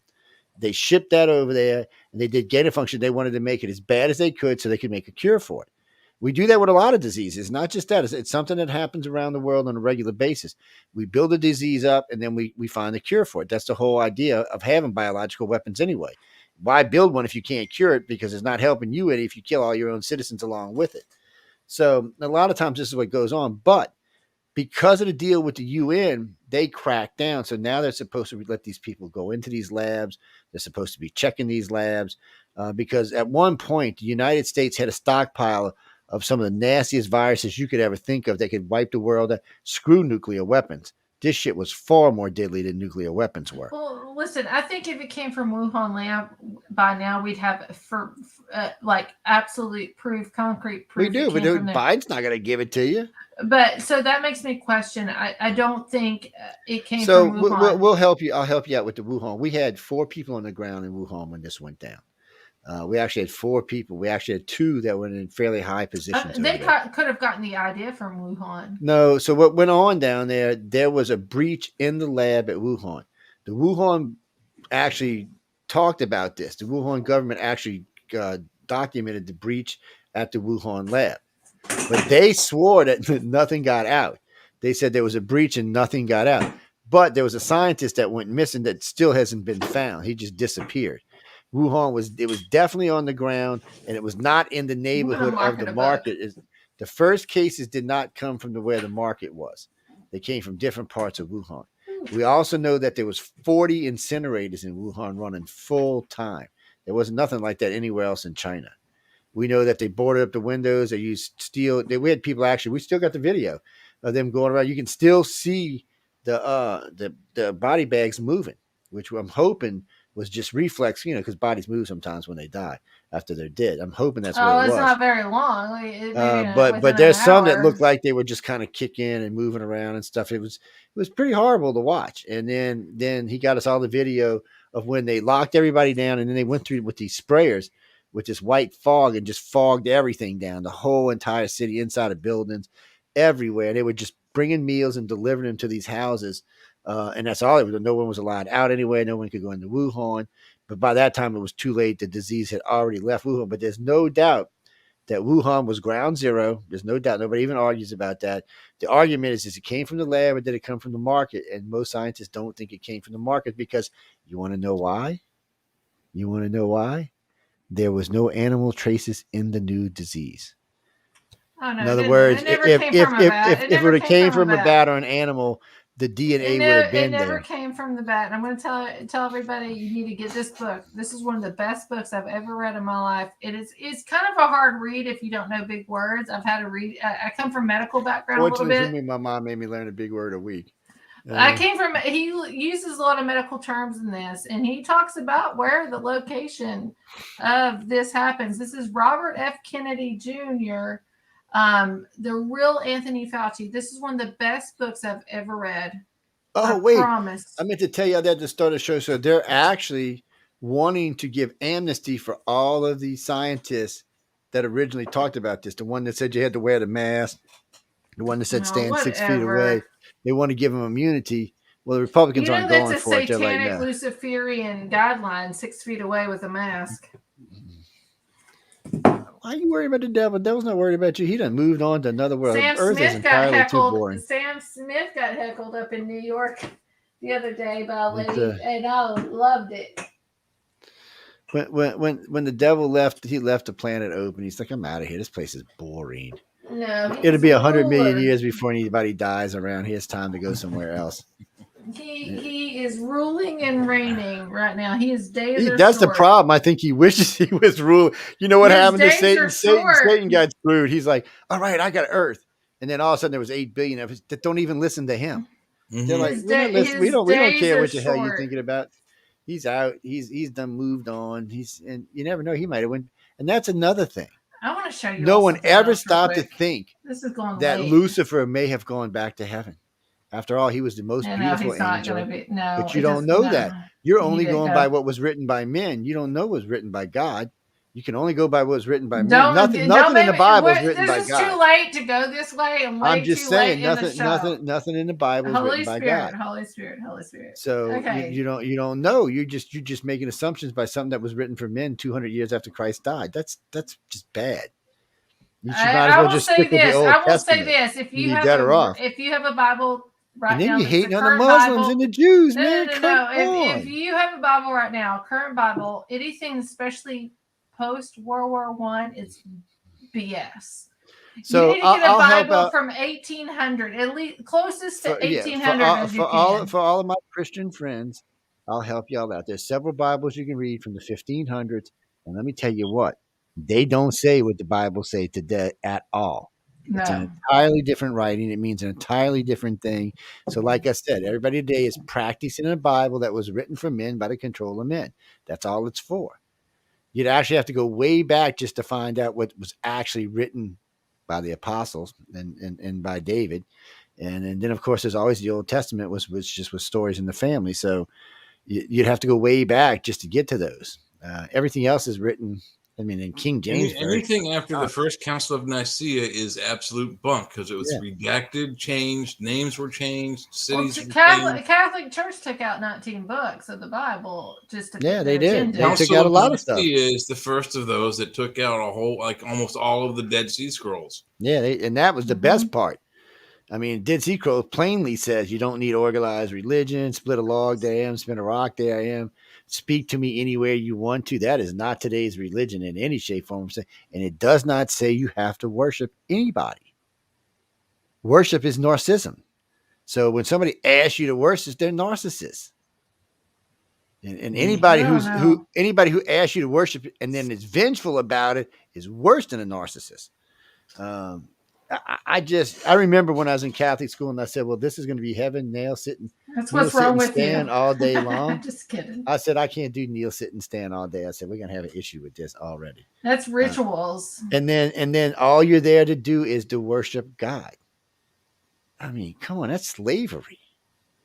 It's not slavery. Well, it is if that's all you do. I mean, it's got to be more to the universe than worshiping God all day long. That show, if you look deeper into it, you got the y'all make that man crazy, probably. The Eucharist, though, think about that. Eat this and take this and eat of it. It is the fruit of my, or the flesh of my body. Take this cup and drink of it. It is the blood of my body. It's cannibalism. The blood and the bread. I mean, yes, it's a symbolic thing with the wafers and I don't know if it's cannibalism, but I can see where the blood stuff comes in. But as a kid, I never understood that. Why should I eat this man's body, even symbolically? It was gross to me then. It's gross to me now. Well, I mean, there's a lot of stuff I didn't understand, and then when I learned more and more about it as I went on. Who, Christopher? No, I believe in Jesus. I don't. It's too late to get into this in this show. We'll do another show on this in the future. But I want to show a video real quick too. Go ahead. Okay, I'm going to pull it up a different way. I'm not going to share no lesbian videos now. No. We know how you are. We don't want to see anything. This is no Cornhub, okay? This is a guy. We're keeping an eye on Emily, guys. I honestly, my spiritual discernment kicked in. This is demonic, in my opinion. This is a guy sitting behind Grassley. Grassley's talking. He's a senator, I think. Is he a senator? Representative. I'll pull it up this way. Look at this guy. This guy looks like he's evil. Watch one eye. This dude looks possessed. I'm with you. He looks possessed. Something wrong with that fella. I know. They're not even hiding anymore. Here, let's play one. What's going on there behind Grassley? Maybe he's trying to think to him as something brainwashed. That weird one eye thing is weird. That shit is creepy. That's just creepy. Yeah, don't ever play that again. Yes, I know, that's creeping me out, man. It's demonic. They're not even hiding. They're not even hiding anymore. We're gonna see a lot more of this stuff. Heidi, no, we'll get into it on another night. No, I have no problem with Jesus. Just Jesus, because Jesus. Okay, Jesus is Joe's homeboy. Okay, let me explain. We know he existed. Okay, so that already gives him plausibility because we know that the Muslims talked about him. The Jews hated him. The Romans were like, "Well, we're sorry, you got screwed." That's why we're going to have a false prophet. And that's going to be so everybody's so pissed at him. Well, what do you mean? No, the Jews are the chosen ones. And Jesus was a Jew. The Jews let me tell you something. Jacob. At no point, Jacob, but they've been hijacked. At no point does Jesus ever endorse Christianity. Nowhere. No, he doesn't endorse. He does not. He's a Jew, and that's what he was. He was a rabbi. Jesus. So, he was a rabbi, which also means he was married because to be a rabbi, you had to be married. So we know that. Oh yeah, you had to be married. Mary Magdalene, their daughter is named Sarah. So the thing about it is Jesus sounds like he was a man who got screwed royally because he was in the wrong place at the wrong rabbis do not necessarily need to be. But my problem is I've never had a problem with the thought of Jesus or Jesus being who he is or any of that. It's never been an issue for me. My problem has always been the same thing. If Jesus did not feel it was important enough for him to write it himself in his own handwriting and his own language, then why in the hell should I believe it? I don't want to believe something that was written 200 years after his death. He was too busy ministering. He was not too busy. He could have wrote anything. He could have wrote anything. Now, unfortunately, he did not have tape back then, so he couldn't record it. And he was a miracle person. He could have just and had it made in text. But there was meaning behind that faith. So you're gonna take it. You're gonna take all these people who was worshiping him. I'm busy right now at 40 hours a week with my job. I don't have time to write. But what I'm saying is you're gonna take all the rest of these people at faith. Holy they Spirit. Were drinking wine, they was hoeing around, but you're gonna take them at faith. I mean, I do that anyway. I got a fundamental problem with that. I drink. And the fact that Jesus nowhere endorses Christianity is another problem I have. He still believed, as far as I know, Jesus still believed in the chosen all these mega people. churches, and I fell Jew, for it. They're cults. I'm coming to Jew. I've made up my mind. I'm changing religion. You can be a European Jew because that's what I'm becoming a Jew. That's it. I'm becoming a Jew. Wait. Kanye. I want to tell Kanye. Don't you got to be circumcised? No, we're good with that. Okay, we're cool. Okay. I'm going to talk to Kanye. I'm going to talk to Kanye. No, people, none of us are hating on God. We like to talk about this because there's lots of ways to go. I do have a personal relationship with Jesus. That's right. My testimony, I've seen him in a vision. I was passed out. What I thought was like 5-10 minutes was 2 hours. That's a whole other topic we talk about. That's a whole topic by itself.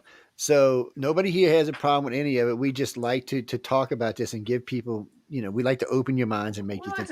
You don't have to agree with none of the three of us. You can argue with any of us. You can have a whole different belief. It's not something that you're going to offend anybody by here. At least we're not Sam Smith. What do you mean, which God? You know what? We'll get into how many gods there are on another show. That shit's just confusing. At least you're not Sam Smith. Okay, that's all I gotta say. Sam Smith, you can. I'm not drinking nobody's Kool-Aid. You can kiss my happy ass. I can tell you that now. I will break Martha out, buddy. We'll see who's gonna be drinking Kool-Aid. We're not gonna go there. No. Look, and I say this all the time, and I really mean this when I tell people this. Whatever makes you feel as snug as a bug in the rug, you should believe. There's very few things in the world that's going to make you feel happy or make you feel comfortable or make you feel loved. If Jesus does it, or if Muhammad does it, or somebody else does it, you should believe. I don't think Jesus or God's going to hate you that much when you cross over because you took a choice on a different religion, but you still were showing love and kindness. I don't think they're going to have that kind of problem. And if they do, then we're worshiping the wrong God to start off with. So that's not really the issues here. Issues for us and people like Emily and I are not so much about any religious person or any religious factor. It's about relationship. It's about relationship, but it's also about what we're in today. So spiritualism is not the same as going to a church. You can love God, you can love Jesus, you love whoever you want, and not have to go spend your money at the church. I mean, my wife was a Pentecostal most of her life. Oh, I'll tell you this: tithing by ways of money is a false that's what I'm saying. Doctrine. I mean, I'm thinking. I remember getting. I'm going to say this: the rapture ain't happening, folks. That's a false doctrine too. Yeah. I remember getting popped in the mouth. In all of that. I remember getting popped in the mouth. I was in second grade, Catholic school. I got popped in the mouth because I asked, "What does God need with money?" My dog. I'm sorry. I was like, and the nun, I still remember the nun looking down at me. He said, God needs money. Whack. I'm like, well, wait, you could have answered the question at least. Oh, no. And then I got another smack because I asked where God came from. I should have never asked that question. But my point is they had very little religious tolerance at these schools. They wanted you to walk the line and follow blindly. And I'm not someone who can follow blindly. I need other answers. So that's why you got a radio. That's right. And I get up and gripe at y'all. But we got to get out of here because it's late. Yeah. Emily and Jay are both East Coasters, so it's late for 1 them. o'clock. Yeah. 1 o'clock. It's the wee hours. And no, the show's doing great. We've been doing 3 hours regularly now. And everybody's doing great. We got good ratings in the show. Last week it was like 2.6 million or something. So we're doing good. And where's the redhead? Trisha's I can't even read what you just wrote. Okay, I just can't even read that. They always ask about the redhead. Next time if she doesn't show up, maybe I should prop somebody up here. No. Dye your hair red for next week's show. I have my Peg Bundy wig. Yeah, there you go. Oh, Denise. Well, Denise. No, Jay's not with us every week. Oh, you can tell him. Most weeks. Why don't you write that to him in his email? Okay, don't send it to me. And is he single? You can reach Jay at 1-900. He's single. Yeah, he's single. I actually know I'm not. Oh, he's not. Okay, he's not single. Oh shit, y'all are screwed. Go Eagles is what you can reach. Oh well, what do you mean? Does he cheat? He just told you he wasn't single. He doesn't cheat. That's what I do. I He's cheat. faithful. She's No, hot. you don't want a cheater. All right, first off, Denise. Go Wait. check your Tinder. But wait, so let me Go get this check right. it. You're Are you hot on and you're Tinder? rich. Wait, you're hot and you're rich and you want Jay. Okay, look, right to him. You never know. He might You cheat. got a I don't know. Sugar mama. You got a sugar mama. I want a sugar mama. Wait a minute. Let me ask you a question. I don't usually ask women their age, but how old are you? I'm just curious. Doesn't matter. 29. Oh, I She's don't got know. money at 29. Can I date That's her? what she's a social. She said if she showed her face, you'd recognize that she's a social, whatever you call them, an influencer. Is she on TikTok? Tell her to message me on TikTok. She listens to the show every week too, because I see her in here. Well, look, if you want to join us, let me know. I'll send you a link and you can pop in. Yeah, she can. I want to see who Jay's future sugar mama is going to be. Jay, look at you, Jay. Hey, wait a minute. I get something out of this. I'm organizing this. I should get a little president or something, man. Come on. I mean, Jay. I'm the pimp there. I'm gonna say he has tattoos. You mean Trish? No, she's married. No, she's not married. I'm sorry. She was married. You mean, does she like girls? Nobody's asking about me. You'd have to ask her. As far as I know, she doesn't, but I don't want to speak for her because I don't really know. And no, to Lisa, she's whatever your name is, Miss, I'm in love with Michelle DeRoche. She does not like girls. I keep telling you that. This chick offered me $3,500 to give her phone number the other day. I would do it. No, Michelle would kill me. I would She'd fly down here and choke me. I'm going to split this with you. I love you. She'd be like, well, I told Amelia. It's inflation. We got inflation. I told Amelia tonight the girl offered she offered $5,000 a month to take Amelia's slot and be her co-host. And Amelia's like, what? You pimping out my slot? I said, well, I'll split it with you, Amelia. You can sit at home and listen. I'm just going to tell you, Joe, if anything like that, you can split it with me and send it to I'm fine. Anybody listening right now, it's going to be Friday at 6 p.m. Central Standard Time. That's right. We forgot tonight. Yes. Come check her out. She's on Friday afternoon. So come check her out. Before Jay. Before Jay. She opens for Jay. Actually, by the way, it's been helping Jeff. I meant to tell him that. He's up about 100,000 listeners. So. Tell her to send her some chocolate chip cookies or something. All right. It's anyway, we got to get out of here. And I know you're in love with Michelle. Unfortunately, Michelle likes guys. I don't know what to tell you. And she likes kind of manly kind of guys at that. She's not really into girly boily things or like that. The girl ran an oil company for years. I mean, come on. Then she was on TV. She kind of knows what she's after. And she's on TV. We're all on TV. You mean the black-headed one? No, the black-headed one.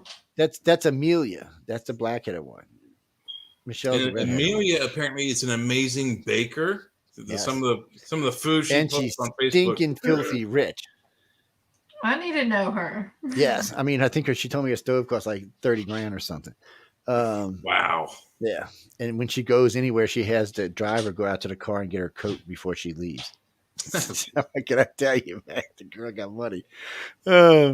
She's not a whole bunch of them do now. Oh no, she's a sweetie pie. I give her trouble because I'm her boss and I like to give her shit. But yeah, Amelia is awesome. But no, we're friends. I do give her trouble. She was getting on to me the other day because she kept telling me, "I heard you're firing me." I said, "Yeah, get the hell out of here." No, we're friends. Though I talk to her pretty regularly. She's nice. She's a pretty good girl, pretty good woman, I should say. She's not a girl. No, I'm not telling you how old she is. I do know how old she is, but I'm not telling you. I'll tell you. Let me tell you what. It's impertinent to ask a woman their age. Shame on y'all. Ask me my age. I'm 25. Can you believe that I got some land out here for sale? Really cheap, man. $100,000. I love how you wear two glasses too. I love how you. Oh wait! I was gonna wear my hat tonight and I forgot. Damn it! I wasn't gonna wear my. I've been wearing my hat and I forgot. Well, no, the bowler. No, I don't have it. I don't know where it's at. And the country hat I can't really wear with this. I mean, I'd have to change outfits. My dog is like trying to climb up in my lap. She's like, "Mom, isn't it bedtime?" I'm surprised. I'm surprised mine ain't in here. Actually, he's ready. He's ready for bed. It is bedtime. He's ready. Well, Bob was wearing it the other day. I was wearing it last night. Well, anyway, it's somewhere in the office. Bob beamed it up for an official probing. Well, anyway, I had it. But anyway, we got to get out of here, guys. Be sure to come check out both of these guys. You can catch Jay. Friday nights are the best nights. Just stay on. That's right. It's a good night. 6 p.m. Central Standard Time and on. We get in trouble, and pretty soon there'll be somebody opening for Emily. Yeah, in a couple of weeks, really? I think there could be somebody opening for her. I need And to know who. well, the daytime slots are filling up fast. The weekend slots are filling. People, look, if you want on a network and you don't, and you're a first timer, and I'm having a hard time getting a second slot. So I just tell you if you're a first timer, it's going to cost you between $100 and $150. That gets you on Roku, that gets you featured, and that gets you a producer. So it's pretty good. If you're already on a network, it doesn't matter because it's cheaper if you're already here. And it just works different for different shows. But for anybody who's been with us now, it's only $35 for them to get on Roku. Yes, because we want them on there. That's why.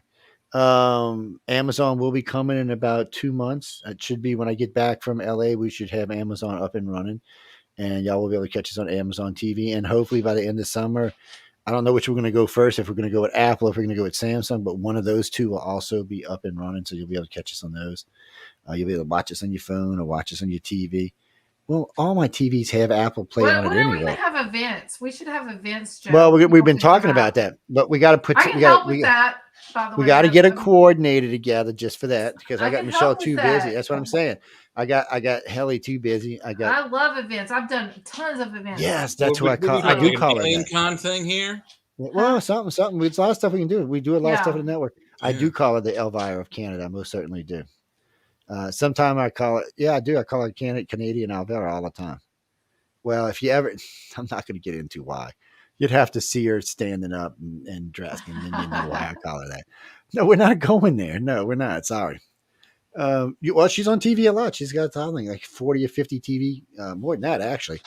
I could pull out her list. It's in one of my emails somewhere. She's been on TV more than I have been.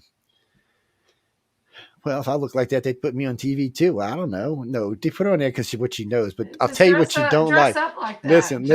If you want to get her, ask her to talk about demons. Because all the time, she's and I've had this happen to myself. She'll do like a 50-minute, 2 hour, 3 hour, 4 hour do for a movie, and or a TV thing, and the only thing they ever play is the demon conversation. Well, I understand that because, like when I do Ancient Aliens, it's always Ancient Aliens to me. I've been on 4 times. Every time it's 5 or 6 hour interview. Every time. On Ancient Aliens. And you know how much actually gets on the air? Like 4 minutes. 4 minutes. Yeah. Maybe 5 minutes. Yeah. And sometimes I'll get like 2-3 minutes spread out over it. Don't look. No, I'm not bitching. They fly me up business class. They pay me for being there. They put me up in a nice hotel.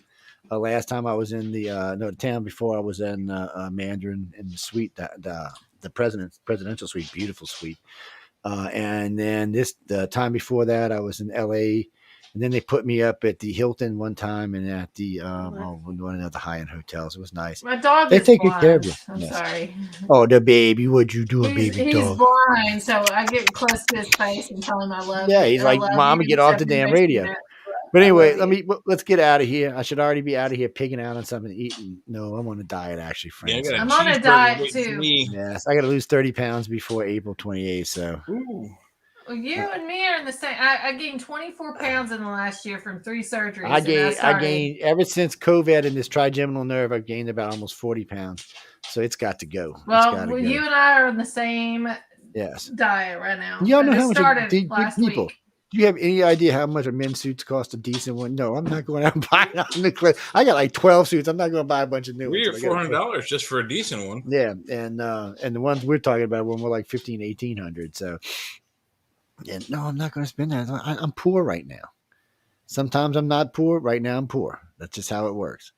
So, some days, because I do construction and radio, some days I'm like, woo, money. And some days I'm like, oh my God. Oh, wait, here's my hat right here. Look, there it is. It was hanging around. There we go. Hey, all right. I might wear it backwards this way. Next week. Wait, well, yeah, we're not changing now. We can forget that. But anyway, guys, we are out of here. Everyone, be sure to come check out Emily at 6 o'clock on Fridays. Be sure to come check out Jay at 7 o'clock on Fridays. I'm here with both of them on Friday nights when Jay's here. He usually lets us know sometimes.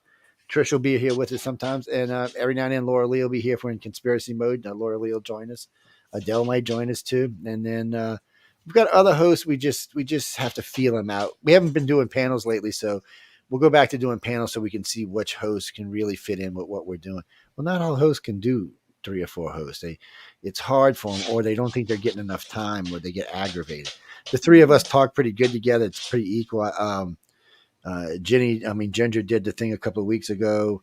When there was 4 of us, we were averaging, what was it? It was 22 minutes an hour. So we were right on key. per person. The week before that, I think she said it was like 33. That's right on money. So that means everybody's talking. No, it's pretty much spread across the board, which is nice. On that note, good night and stay tuned for Spaced Out Radio with Dave, the big man Scott. Dave. Good night, everybody. And don't let your butt hit the ground. Oh, sorry, I shouldn't have said